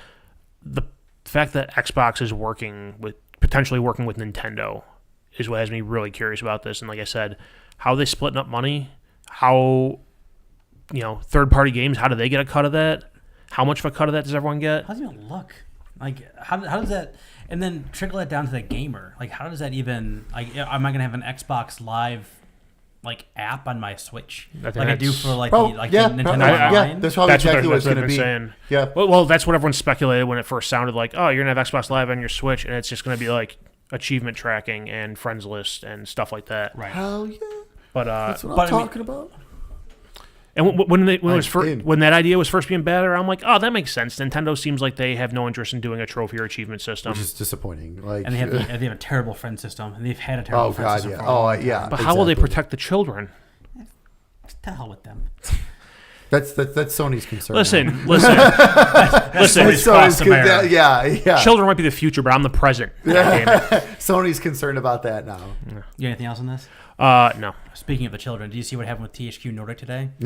I saw they did a AMA on 8chan, which I didn't know was a thing, and apparently is worse than 4chan. It's twice as bad, apparently. No, I don't know. But I would say, from what I read, even people on 4chan decided that wasn't... 4chan people were ripping on them. That's how bad this was. It's basically known for abuse of children in one way, shape, or form. Oh, my God. That was a bad look, and they did cancel it. However, how do you even get to the point of setting that up? Could they not have called Reddit and say, hey, we have a THQ Nordic subreddit. Can we just do a Reddit AMA? Like every other person in the world? I don't know. It's really dumb. My guess is they left it to an intern and then, whoop, that went bad. I'm an 8chan every night. Yeah. Hey, intern, we just got wind of some things. Hey, intern, set this up. Yeah. What is this 8chan I see in your history? That's what we're doing on AMA later, right? I'll set it up. Don't worry about it. What the fuck? Just doing research. It's a good place for an AMA. It's not anything inappropriate for the workplace. There was that news. There was the news that Starbreeze is halting all their work on overkills of The Walking Dead. Mm-hmm. So, and that's after they were raided by the Dutch police, wherever the hell they are. Yeah. So that's... Bad legal day. That was supposed to be out last year anyways. Fuck them. Yeah, Didn't they release it for PC already? It was like early development. Yeah. It was bad. And yeah, they've already really bad. So they've already stopped support of it. Yeah. So that's how bad it is. Yeah. We stopped supporting this, but we're still gonna put it out on consoles. No, I think they've. Hey, officer, we need those files. Hey, can you just hit publish? Yeah, like a week ago, they said like, oh, it's still coming on the console. Just like we're done supporting it. Yeah, like it was this craziness. Not happening. All right, so Nintendo Direct was February 13th. There you go. So yeah, this is a long time ago, but that was like right the day before we posted. The day before we posted. So, which then also just so you all know too, we know the Pokemon Direct was yesterday. We'll talk about that next time as well. Snake's gonna full reaction. I'll say Snake's gonna put a reaction video out that day. 7 minutes of that. Just find it. Snake will have a reaction already live by the time you listen to this. Absolutely. So this Direct was pretty meaty though. So they kicked off things with announcing Super Mario Maker 2. Yeah. Coming June. Yeah. 2019. And what's the big news on this one? Slopes. Yes. Yes, slopes. All about the slopes. I'm just like, I never played it because I never had a Wii U, but I did watch a lot of it from like people making these crazy ass levels and making like the autoplay levels where you just like. Mario would just don't do anything, and it does it all for you. Yeah, like that's so insane. Yeah, and I think like slopes are gonna help it a lot. But overall, I'm excited to get my hands on it. Actually, to have like an infinite Mario game, like a infinite 2D Mario game. Hell yeah, man. Yeah, and a lot of people have said that they have because like I didn't play I haven't even touched the first one, and a lot of people said that like even in that little clip they noticed like a bunch of changes and differences and stuff. Well, they had to, right? And a lot of improvements and stuff. So it's like good. So like. It's like good, so you aren't just remaking and just adding like one or two things. It seems like this is like a true sequel. So it warrants the two. Well, yeah, warrants it has slopes. Yeah, that alone. One didn't have slopes. Yeah, added feature. So after that, they showed off a brand new trailer, finally showing some gameplay as well for Marvel Ultimate Alliance 3: The Black Order. Buddy. It's coming summer. They announced of 2019. Please be good. I'm sure it'll be fine. I'm sure honestly, it can be one of those games where, like, I could see critics giving it like a 6.57, but we play it and have a blast with it. Yeah, because we can get the little. Because we love the Marvel, we love this. The story's going to be probably great. The gameplay will probably be okay because, like, I don't know, it looks kind of weird right now. Yeah, but I'm sure it'll be fine. It'll be fun. I mean, just getting to play as X-Men and Avengers side by side again. I'm so excited. Wolverine and Rocket in the same party. Oh, I'm done. I'm ready. After that, they showed off. God, this series must be huge. Box Boy plus Box Girl coming April 26, 2019 to Switch. Cool. Like, all right. I'm aware of it. I know they take this puzzle platformer. It looked interesting, but like this is like the fourth one or something, so it must sell really well. It has an amiibo. Yeah. So it's big enough to have that. So right. I mean, I don't know. Like it's one of those things where like I like puzzle games, so this probably is something that would appeal to me. But I never really had a DS. Like I kind of did, and Right. On the bright side, Switch. I mean, I will give Nintendo this. The Switch eShop does have sales constantly. Oh now. yeah. So I can see that definitely being cheap eventually. And then they teased the Super Smash Bros. Version 3 spring update and said, hang on, it's coming. That's about it. It'll be a thing. We'll have more details later. Please be excited. Please be excited. But we did get confirmation that Joker from Persona 5 will be here before the end of April. So the first DLC character will be out before April. So that at least gives us at least something. So within the next 2 months, we'll have our first DLC character. There you go. Captain Toad Treasure Tracker actually got a free update. It is available now. And it added co-op. Mm-hmm. So that's pretty cool. And then they also added paid DLC. So this is kind of neat. Wii U game that they're adding to, which is pretty awesome. They have 18 new levels on 5 new courses. If you buy it now, you get one of those courses. And everything else you'll get on March 14th. So that's pretty cool. Yeah, I dug that game when I was playing it. Yeah. It was fun. It's one of those games where I need to grab it because I realized it's only $40. It's actually didn't charge $60. It's only $40. So because I had a blast with the demo. Mm-hmm. So I should pick that up one time. After that, we got a brand new, with a pretty meaty, actually, gameplay trailer of Bloodstained, summer 2019. We'll see. Was that in quotes on the screen? Summer.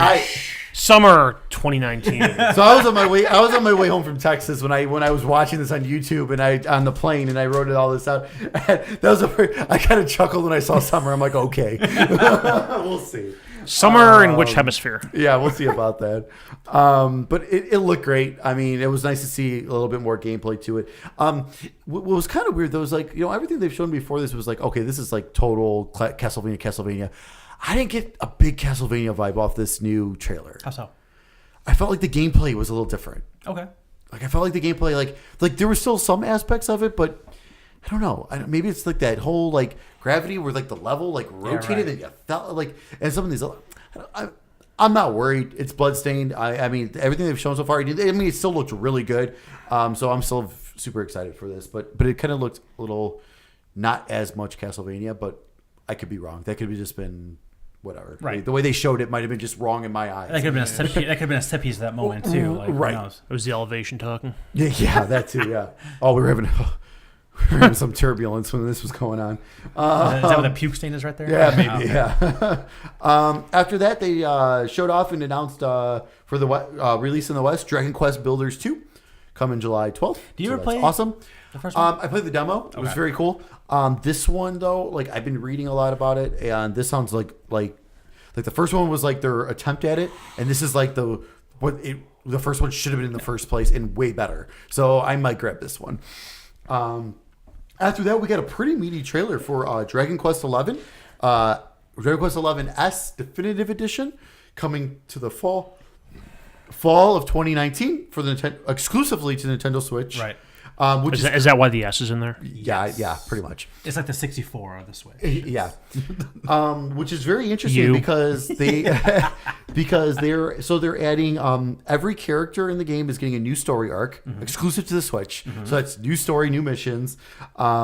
It's also getting the retro view that the 3DS version had. Right. So that's very, very cool. It's also getting orchestrated music. So the original game has all the MIDI and everything, but the battle and the field music are getting orchestrated. So that's pretty awesome.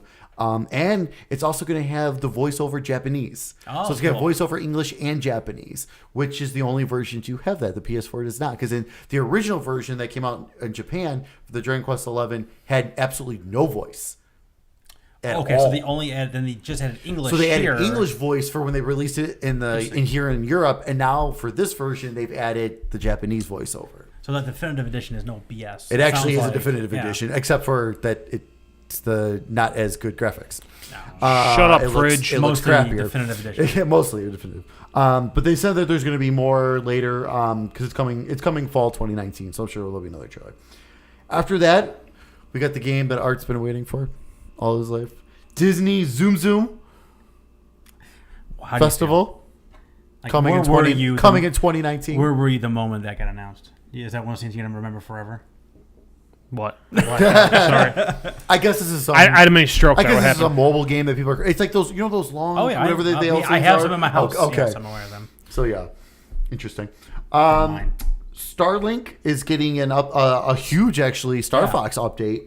It's coming April 2019. So if you are a Star Fox fan, there's even more better. And also, the game's been on sale for like $20 constantly. With all like the stuff. With all, it's the starter kit, the whole starter kit for $20. Yeah, so go get it. And I've actually heard great things. It's actually I've heard it's like the best Star Fox game in years. And then they showed off Rune Factory 4 Special. It was a 3DS game that they've kind of remastered for the Switch, coming in later 2019, and also Rune Factory 5 is in development. I don't think I've ever heard of Rune Factory before this. It's pretty big. It's huge. I don't think I've ever heard it's of it before. huge. It's kind of like an RPG meets kind of like Harvest Moon in a way. But I don't want to say 100. That's kind of what the vibes I get off of it. Yeah. But no, I remember Rune Factory 4 when that came out for 3DS, like that sold like crazy. So, and then the fact that 5 is in development for Switch, like it's a big deal for a lot of people. After that, we got Oninaki, which is the new Tokyo RPG game, the same company that did Lost Sphere and I Am Setsuna. But this time it's like an action RPG, and you're going back and forth between like the light and dark universe, and like It looked very interesting. It looked really, really good. Summer 2019. And then they showed off a brand new trailer for Yoshi's Crafted World, announcing that the demo is out now and coming March 29th. Then they got into a very meaty trailer about... You're really a fan of the word meaty tonight, aren't you? Hey, this is Nintendo. This is what they do. Nintendo's meaty, all right? That's right. How was going to describe I it? love the meat. This Girthy? Girthy? You know what, this is what they're doing with a lot of their big Switch releases, though. Because remember that one Direct, that Xenoblade 2, they had like a huge 5-minute thing on it. It seems like anyone where they don't have like tomorrow or yesterday when this is released, the Pokemon one, when they don't have something like that where it's just dedicated to the one thing, they just bukkake games all over the place. Right. Yeah. But then they fixed one or two that's like, okay, we're going to focus on this for like 3-4 minutes. Right. Like Dragon Quest got a big chunk of it. Dragon Quest got a big one. Yeah. And now Fire Emblem Three Houses got a really big one. They announced it's coming July 26th. Looked fine. I'm not into it. I'm not a tactical guy, so I was basically unaware of Fire Emblem up until like 3 years ago, and I still don't really care. I mean, that's just it's a personal thing. Unless you like tactical strategy games, I don't mind those. I mean, it's up to. I mean, people are crazy about this. People are crazy about Fire Emblem. The Three Houses kind of reminds me of Harry I don't Potter, mind them. I just prefer like South Park. But I guess it was originally supposed to be a spring game. Now they're saying July 26th. So that's their big July game. And then after that is, as we've already talked about, Tetris 99, free for Switch Online users. So let me tell you how good Tetris 99 is. It is so much fun. Have you put money into that one yet? You can't. Captain Microtransaction? You can't. It's the only battle royale without microtransactions to the best of my knowledge. Give it time. Well, they're going to give me like skins? Yeah. Maybe. You will do it. This... Maybe. You get attacks for the people. You get like differently shaped blocks that you never knew existed. There'll be a C-shaped block. What do I do with this? You lay the long and flat on the bottom of the screen. Then after that, they I'm going to be doing tonight. I'm going to be playing Tetris when I get home. I'm going to go to sleep. They showed off a trailer for Dead by Daylight. It's coming to the Switch fall 2019. Didn't look that good. No, but the game's fun. But whatever. And then they Deltarune Chapter 1. It's based off the from the Undertale series. Yeah. So Chapter 1 is actually going to be available for free on February 28th, and then Chapters 2 through 5 will also be available on Switch, not for free. Not free, and possibly like 2 years down the road. God knows when. So yeah, enjoy this while you can. But I've heard good things about it. Then they showed off a new trailer for the Daemon Ex Machina, demo available now, and they're still aiming for summer 2019. Yep. They couldn't confirm it, but they're aiming for it. Then they showed off Grid Autosport. It's the first realistic racing game on the Switch. To include all the DLC, to include everything, coming summer 2019. Honestly, like I mean, this is not for me, but from the trailer they showed, it looked pretty impressive for the Switch. It actually looked really nice. Yeah, but I mean, in all the places I could play games, I think the Switch is the last place I would play like a realistic racing game. Also, your comment there, it looks pretty impressive for the Switch. So after that, they this was actually a really big surprise. They announced Hellblade. Yes. For the Nintendo Switch coming spring 2019. So that's pretty cool. I'm not sure if that's like Microsoft like partnering with them, or that's something that was already in the works before Microsoft acquired. I think that's Microsoft helping. Yeah, I say because I mean they've been buddy since the whole like Rocket League stuff and Fortnite and Minecraft stuff. So like Minecraft, they paid billions for that. They need to put that everywhere. Yeah. They need that in your fridge. Yeah, yeah. But yeah, I don't know. I think it is. I mean, it's definitely. I think it is reasonable to think that Microsoft has some kind of hand in this because but that isn't their property. Like that is still right. It's still Ninja Theory. It's still Ninja Theory's property. This is before they were bought and everything. Right. So yeah, it's still Ninja Theory. So I'm sure Microsoft had to put some kind of a seal of approval. I'm sure they helped getting it there. Right. It actually looked really good too. Yeah, it did. So after that, they went into a little montage of some stuff. Just reconfirming Mortal Kombat 11 is coming on April 23rd for the Nintendo Switch. There was rumors it was getting delayed, but it's not. Yep. Unravel 2 is coming to the Nintendo Switch on March 22nd. Pretty cool. I heard someone made a really good joke about this one. I'll tell you in a second. They showed off Assassin's Creed 3 Remastered coming May 21st. And it's going to include the Liberation, the Vita game, as well. Someone called it the Demastered. Because that trailer, it looked terrible. Yeah. It ran so bad in the trailer. And it ran so bad. That was the It game. looked like it 15 frames per second. And that's the game that kicked me out of the Assassin's Creed franchise. Of all the games, the older Assassin's Creed games to re-release on the Switch, why 3? Well, because they're coming out. It's part of the Odyssey Season Pass. So they are remastering Assassin's Creed 3 and Liberation. And so and they're actually going to be, they are releasing this separately on PS4 and Xbox One as well. Okay, still. But didn't they have the Ezio trilogy? Didn't that get re-released on this current generation of systems? Which one? The Ezio trilogy? Yeah, it did. Those are good games. Yeah. Why not do those? Yeah. I can't vouch for all 3 of them. At least 2 of them were good. Yes, Revelations was fine. But I don't know. But 2 and Brotherhood were excellent. Yeah, and I said 3 I finished, but I was I just a lot of people fell off after 3. And a lot of people had a lot of issues with 3. So yeah, that was really surprising. And like I said, that trailer they showed off, oh my god, it looked like it was running at 15 frames per second. It looked terrible. After that, they announced Final Fantasy VII, as we all know, was coming to Switch March 26th. So it is coming. Chocobo's Mystery Dungeon is also coming still on March 20th. And then we got a Shadow Drop, Final Fantasy IX, available on Switch now. For the Final Fantasy VIII anniversary, we are giving you Final Fantasy IX because we don't know what happened. And 7.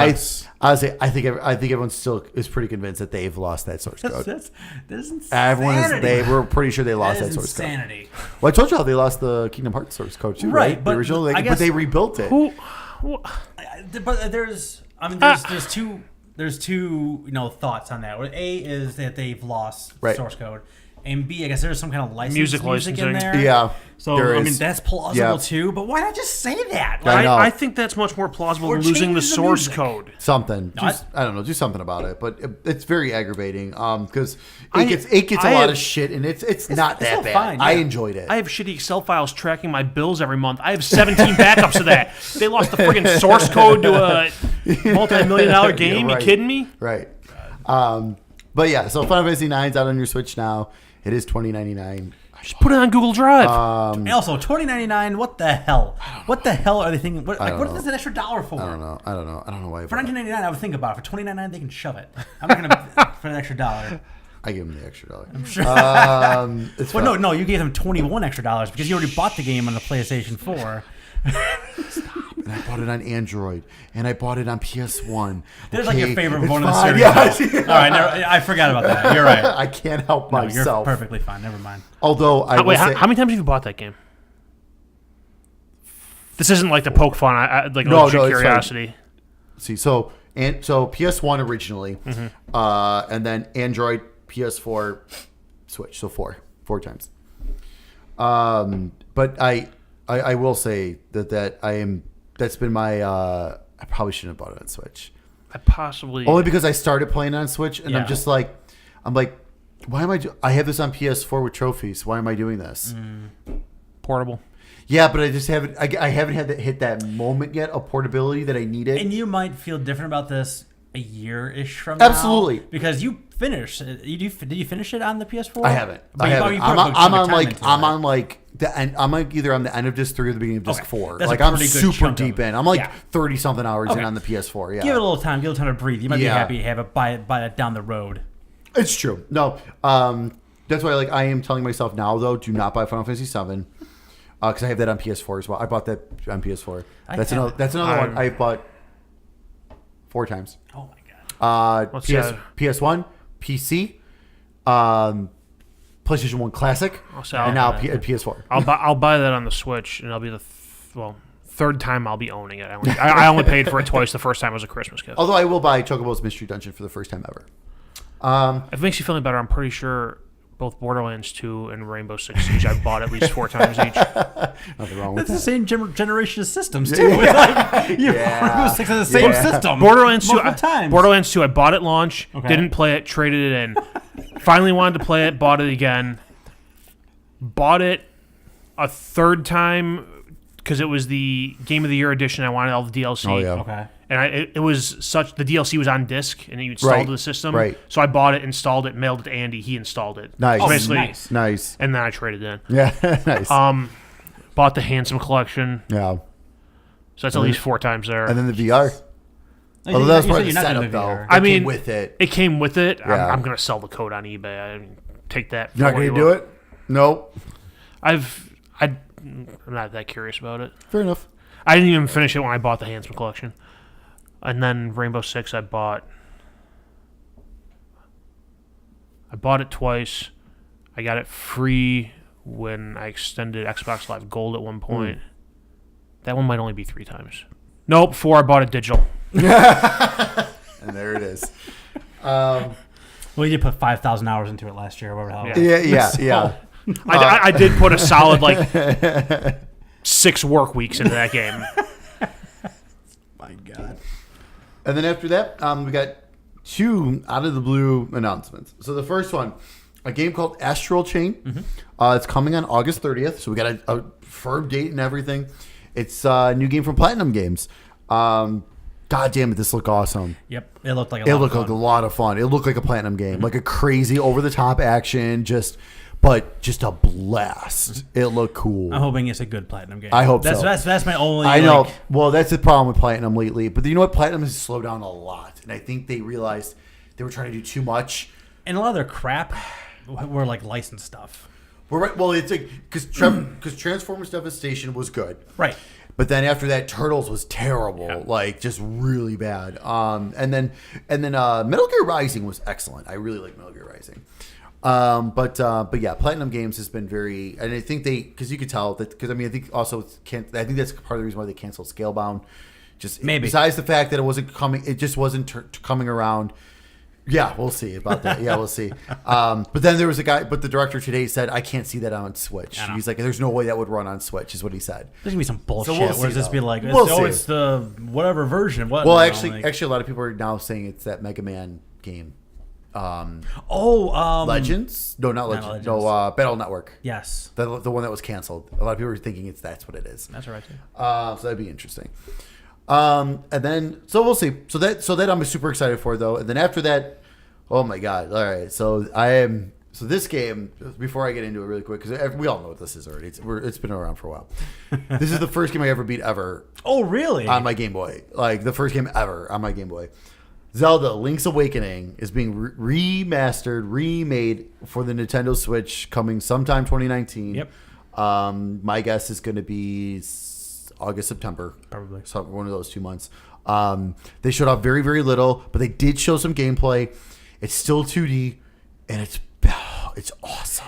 It looks so good. It looks like a bunch of toys on a table, yes. moving around, and I'm so in for that. So good. I know a lot of people are crappy about it for some reason because they want like realistic Link and things like that. And Wind Waker. That's all I'm going to say is Wind Waker. And I mean, it looked like the version. So I mean, Zelda really comes in 2 forms, right? It comes in this version, the 2D version, and it comes in the full 3D version. And this looks like a very, very good version of the 2D version of Zelda. My whole house is excited for this because both Beth and Amelia, the DS game Link Between Worlds. Yep. They both played through that game multiple times, and they love it. And this has that same kind of mechanics, but obviously it has like the different graphics and things like that. I watched that trailer for 5 times now, and I'm in. Oh, absolutely. And I can't freaking wait. I didn't have a Game Boy, so I never played the original. Link's Awakening is so good. It's so good. I like Zelda. I'm not like obsessed with Zelda, but I do like it. But that one is so good. And what I like about this is like being the 2D and everything. If this does well and they do a great job with it, like we can get everything. Like there's so much more they can do too. Like I mean, we're talking about like Link to the Past, but we're also talking like Seasons and Ages, which are excellent Game Boy Color games that like a lot of people don't talk about. And those 2 games connected so well together, and they're so good that would be so cool to see redone. Yeah, it's what a world we live in, right? Like we get Resident Evil 2, which by the way just sold 4 million copies, which is great for them. So like that, like they have that remake. From the ground up remake, this one looks like same idea, where it's they're taking a Game Boy green game and making it this like beautifully colorized and all the shine on everything and this in motion looks so good. Like I watched I ramped up the YouTube quality as high as possible to go, sat there for a minute, let it load, and then I watched it. 480p, baby. Yes, but man, it was like. So you want to watch it in 4K? It looks so smooth, and it just. I'm so down for this game. I'm so excited for this game. Yeah. Like I said, I was not. We talked about Breath of the Wild. I wasn't a big fan of the game because I'm just not. It just didn't click for me for all the reasons I talked about before. This feels like the kind of Zelda game that I love. So yeah, I am super pumped for that one. Yeah, that has rocketed to the top of my most anticipated games for 2019. For sure. That's it, right? That was a little direct. So it was a solid direct. That's it. That's all. That's just a little bit. Jesus Christ! I know. I mean, for the very first direct of the year, this was pretty cool. That was pretty good. We were talking about what's 2019 look like. Well, here it is. Here it is. Mario Maker 2. And this is actually, if you think about it, this is here's 2019. You can fit it all on this small piece of paper. Honestly, this is the first. This is only full, and most of this is only the first half. Right. Most of this is only the first half of 2019 for Nintendo. Well, the second half is just wait for Pokemon and then Pokemon. Well, that's the thing. We're gonna have Pokemon's gonna be huge. I mean, yesterday. We're gonna get like a half-hour Animal Crossing Direct coming soon. Right. Like that's still next year. I mean, this year. I mean, on top of God knows what else they're doing. Right. I mean, there's gonna be more. And Tetris 99. I mean, what else could you possibly want? And this did not include the Metroid Prime trilogy, so don't know that's still coming. It's coming. Allegedly, it's coming. I hope it's coming. It is. But I think they're gonna wait. I have a feeling they're gonna wait till 2020 on that, since Prime 4 got delayed now. Like to spread it out a little more. Spread it out because I think they got plenty coming. Well, yeah, they don't need it. Nah. I feel like once a year we had that conversation. Like, what's Nintendo doing this year? Like when they originally announced the Switch and like there's only 6 games. What are they gonna put out this year? And they had like the best year of Nintendo's like the last 20 years. It's gonna be fine. So yeah, I'm never worried. They're very good at keeping things under wraps and kind of doing. They seem to be in the phase of their life cycle now where it's just like giving people what they want. Like people have been talking about a new Mario Maker. People have been talking about people have been talking about Link's Awakening or just like 2D Mario. Absolutely. Everyone's a 2D Mario period. Yeah, or 2D Zelda. Yeah. Right. Or 2D Zelda. Sorry. Yeah. No, you're right. Absolutely. I mean, and oh my God, everyone's gonna lose their shit if they announce an actual date for Pokemon tomorrow. Like everyone will lose their shit. Everyone's saying this year sometime, man. Well, that's what they were saying. I mean, I know, and that's why everyone thinks it's going to be the October game. Because that's usually when Pokemon comes out. It's in October, like the brand new ones. But now here's the thing: is it the core brand new one, or is it a remake of a core? Because they're very well known to do that, which would still sell insane. And Pokemon has done some weird shit in the past too. Because they're due to the Diamond era, the DS, the very, very original games, like Pokemon Diamond. Okay. They're due Diamond and Pearl. They're due to remake those now. Like the way the remake cycle goes, that's up next to be remade. So it's like, but they've announced that a new core game is in development. It's got to be a new. Can they really do a non-core game before the next core game? Because people already weren't thrilled about the Let's Go games. But the thing is, because they weren't core games. Sure, and to me, Let's Go was a remake of Yellow. Like of the first gen, because it's basically that is what it was. Right. It was a remake, just done a little differently. So I think this, I agree. I still think this year is going to be a brand new. This is Gen 8. Here we go, brand new core game. I could see maybe next year being the Diamond remake. Well, sure, yeah, or whatever. Because once they get this engine down, okay. Well, now here's Diamond in that engine. You know what I mean? You can totally do that then. I mean, that's how they've always done it going forward. So you're the resident, Pokemon fan at the table here. So what are you hoping for tomorrow or yesterday or whenever you watch that? Yeah. So what I'm hoping for, I'm hoping it's the brand new one. Okay. I hope it's the brand new core game. I hope to see some aspects on there from Let's Go. In terms of like. You can use your ball control. Yeah, actually, I got that ball control. Yeah, really use it. I'm pretty sure you'll be able to use that. I would say, I'm pretty sure there'll be integration for it. It won't be like required. No, but there'll be some kind of integration for it. Obviously, it's gonna be instead of like the Pokemon Let's Go where you're just catching, it's gonna be the battling. Right, lower the HP to catch. It'll be like the core way of doing it, but I still would like the way of flicking the Wiimote to throw the Pokeball. I mean, flick the ball. Still, like it makes you feel more like you're in there and stuff. Right. The way the battles were set up in that game was really cool. It was like, but obviously, since the core game, let's give us a little more animations. give us a little more something. I would freak if the game looks like Detective Pikachu the movie. Ooh, well that. I would freak out. Like I mean, obviously, like the character itself would still be cartoony, right? Like, but like if the Pokemon looked that real, like looked realistic, like the movie, I will lose my shit. Like that would be amazing. That would honestly be amazing. There's 0.4% of that happening. Trust me. But I think maybe 0.3 too high on that. Yeah, maybe. But I think there's a better chance of my Kirby Battle Royale. Yeah. But I will lose my shit. But no. That's what I'm hoping for, and just give me a date. Okay. Give me that date. I was gonna say I want a date. Okay. Like I don't even care. Do you want a date? Would you be okay with a quarter? Even if it says 2019, I'm fine. Okay. Honestly, I'm okay if they even say 2019. It's give me something. Like don't give me all this information and then stay tuned for fuck you. Like that would drive me nuts. Like that would drive me especially if what they show off is like awesome. Like I'll lose it. Coming out soon. Here's our season pass. Please buy it. Please be excited. Please be excited. Totally be like Smash Brothers. Oh, that would drive me nuts. Please be excited. But yeah, just give me some kind of date. Like I said, even if it's just a year, because it's Pokemon. They won't say 2019 if it's not 2019. You know what I mean? Like that's something where it won't get delayed. Like whenever they say it's coming, it's coming. They've never done that with Pokemon, and they know they can't. I kind of think they know they can't do that with Pokemon fans. Gotcha. All right, that's the direct. Jesus, it's now time for bed for my gift to you. Oh, it was actually your gift to you.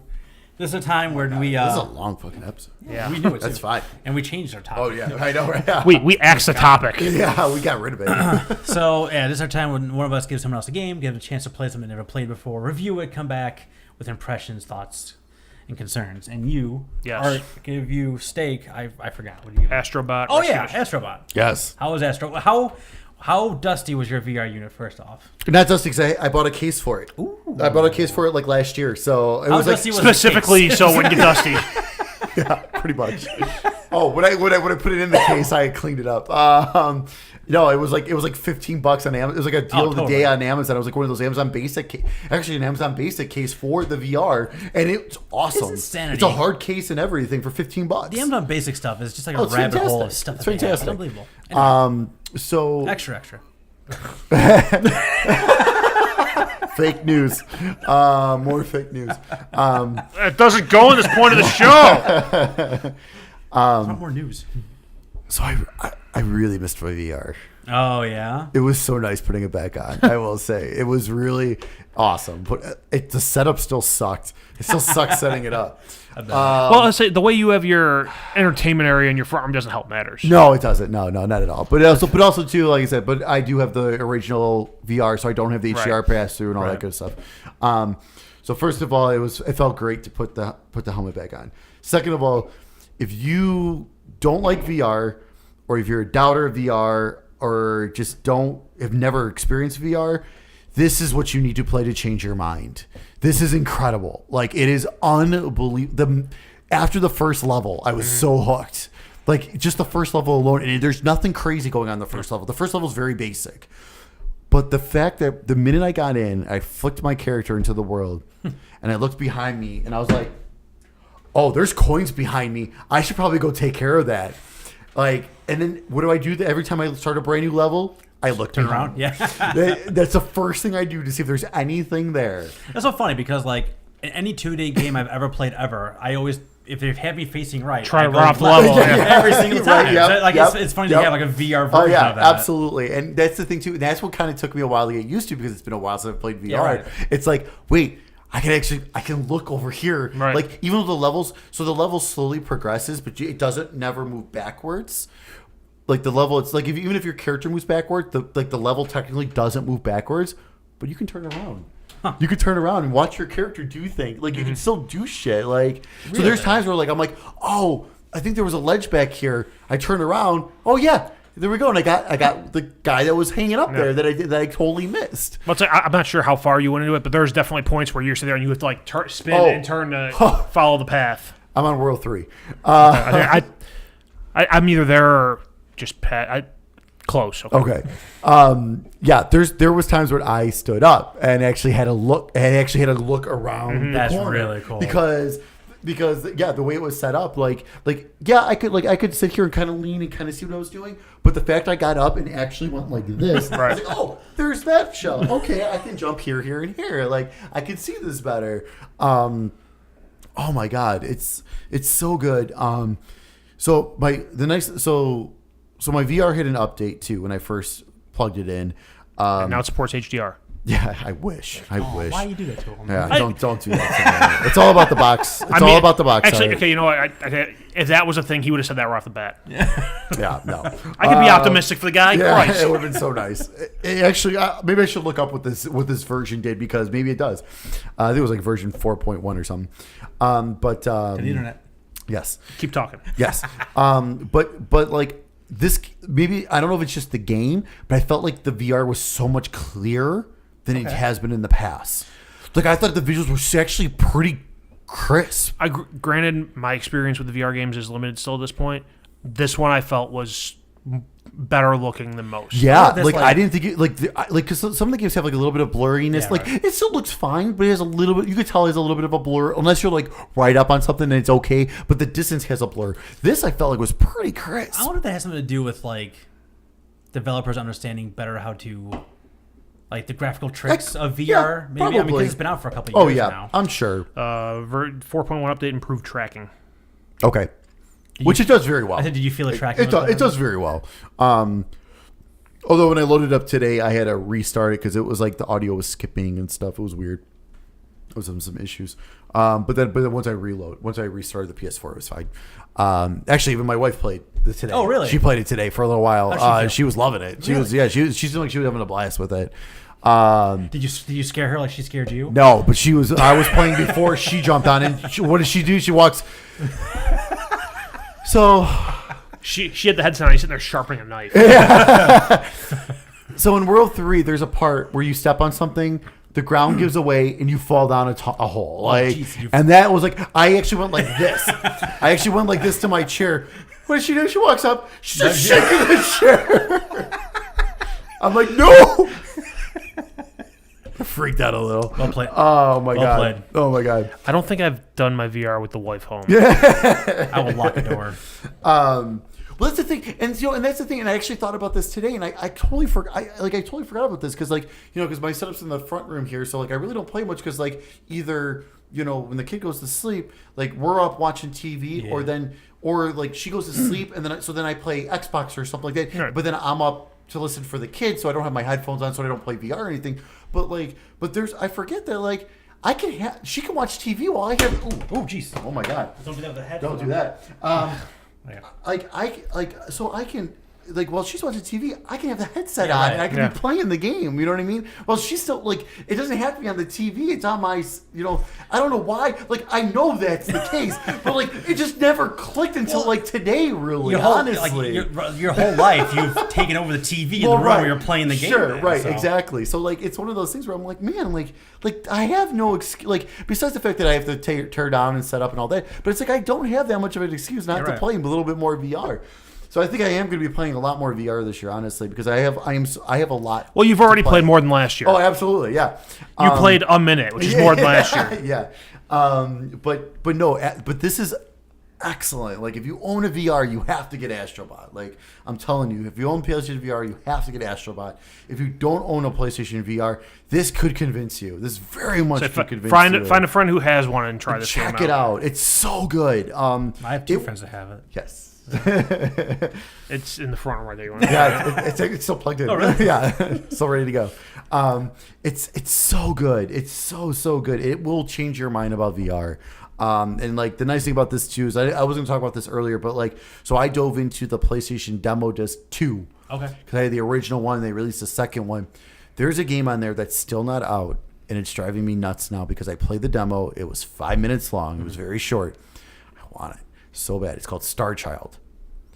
So they've been talking about this game for a while. It sounds familiar. It's a Metroidvania game in VR. Whoa. But holy crap. the 5 minutes they have you play through is incredible. What's the perspective? It's 2D. Okay. It's 2D, but there's shit going on. Like there's there was one part where like there was something in the background and it came out of the background into the like you saw it in the distance and it came rushing up. Like it was crazy. Like I said, it was 5 minutes long. I think thankfully I checked it. I looked it up. The developer says it's still in development and they're shooting for summer now. Okay. So that's good to hear because people were thinking it got canceled because I guess pre-orders were getting refunded. That's because PlayStation did not update because had like one of those like December 31st, 2018 like release dates. Right. But then come July or January 1st, Sony didn't update yet. So then it got refunded. So that was where the confusion came in. So the developer said, no, we're still working on it. We're aiming for summer, so I cannot wait for that. But no, this is like getting my VR going again. But it's getting my itch going, because I bought the Zone of the Enders. I still haven't played. I'm super excited to dive into that. Doom I have. The Impatient I have. I am super ready to dive into some more of this and.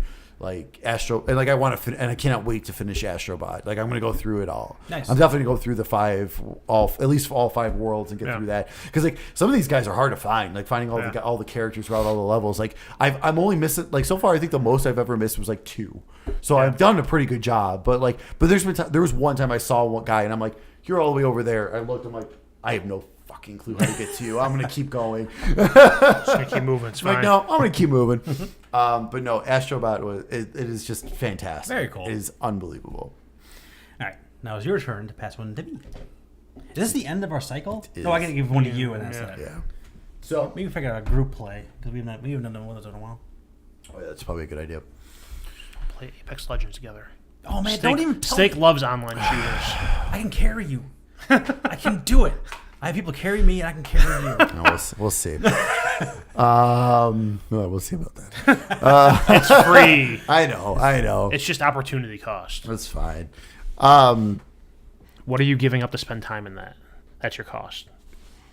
That's true. Well, it depends what's out at the time. Obviously, if we do it, if we do it in March, it should be okay actually. Because there's not a whole bunch coming out in March. You're gonna be busy as hell though. March will be brutal for you.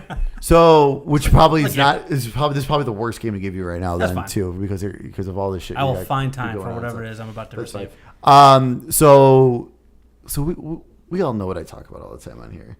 Porn. Porn. More porn. So it is time for you to start your journey, my friend, in the Kingdom Hearts world. It is time to begin. I have almost bought this many times. Yeah. Where do I start? Good luck finding it now. Really? Oh my God. So this has been on sale many times for $20. Right. Yeah. Good luck finding it for under $45 now. Ooh. And they released the story so far with everything. You cannot you can only find that on eBay for over $100 now because it's sold out everywhere. So what you're saying is I try to find that and buy all the copies. If you can, yeah. So I can sell this copy in my hands, right? No, absolutely not. That's what it sounds like, Mike. So actually, what I was considering doing was actually giving you Kingdom Hearts 3, only because Kingdom Hearts 1 is it's the PS2 version, so the platforming's rough. It's very rough. And, the graphics are fine, because they do a really good job with the remaster. And it runs at 60 frames, so it runs very smooth. But I was like, no, I should really just start from the beginning. So you're going to start with just Kingdom Hearts 1. Okay, I can do that. That's where the beginning of this is. So it's Kingdom Hearts 1. So the nice thing about this is, it does have everything. But Kingdom Hearts 1 is we're going to start. I cannot promise you I'm going to get through everything. However, no, absolutely not. No, absolutely not. But with Kingdom Hearts, if you can at least get out of the first area, the first area is Destiny Islands. Okay. And then you go into your first Disney World after that, which I believe, I want to say it was Alice in Wonderland, I believe is the first one. So if you could at least maybe try to get through those two, that should be about 4 to 5 hours, I would say, I think, if I remember correctly. It's been a while since I played the first one. Yeah, I know you said this is bad timing for me, personally, but however, I think this is a good time for me. How much is the story so far, you're saying? I can get it off Amazon for $41. If they got it in stock, check eBay because I wonder if they only 20 left in stock. I wonder if they restocked it. I got about 20 of those. No. Well, yeah, no. I wonder if it. No, it includes far. this and the 2.8. Oh, I forgot. So the forgot about 2.8. The digital version. And what's the other one? 365 over 2 or something. Yeah, that's in this. That's one. Yeah.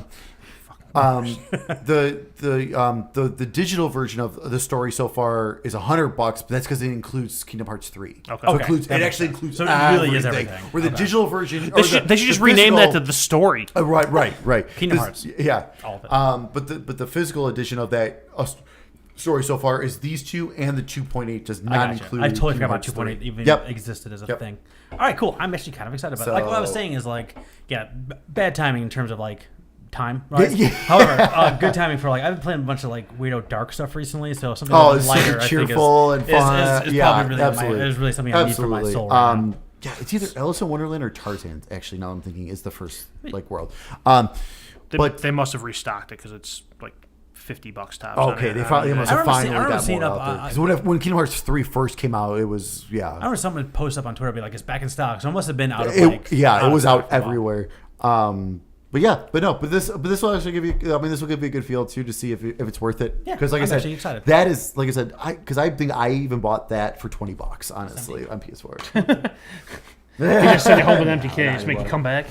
But it's amazing. That's four playable games and 2 3-hour movies all on one disc. We expect a full report on all of it. Yeah, I will bullshit my way through all that except for the couple hours I play of one.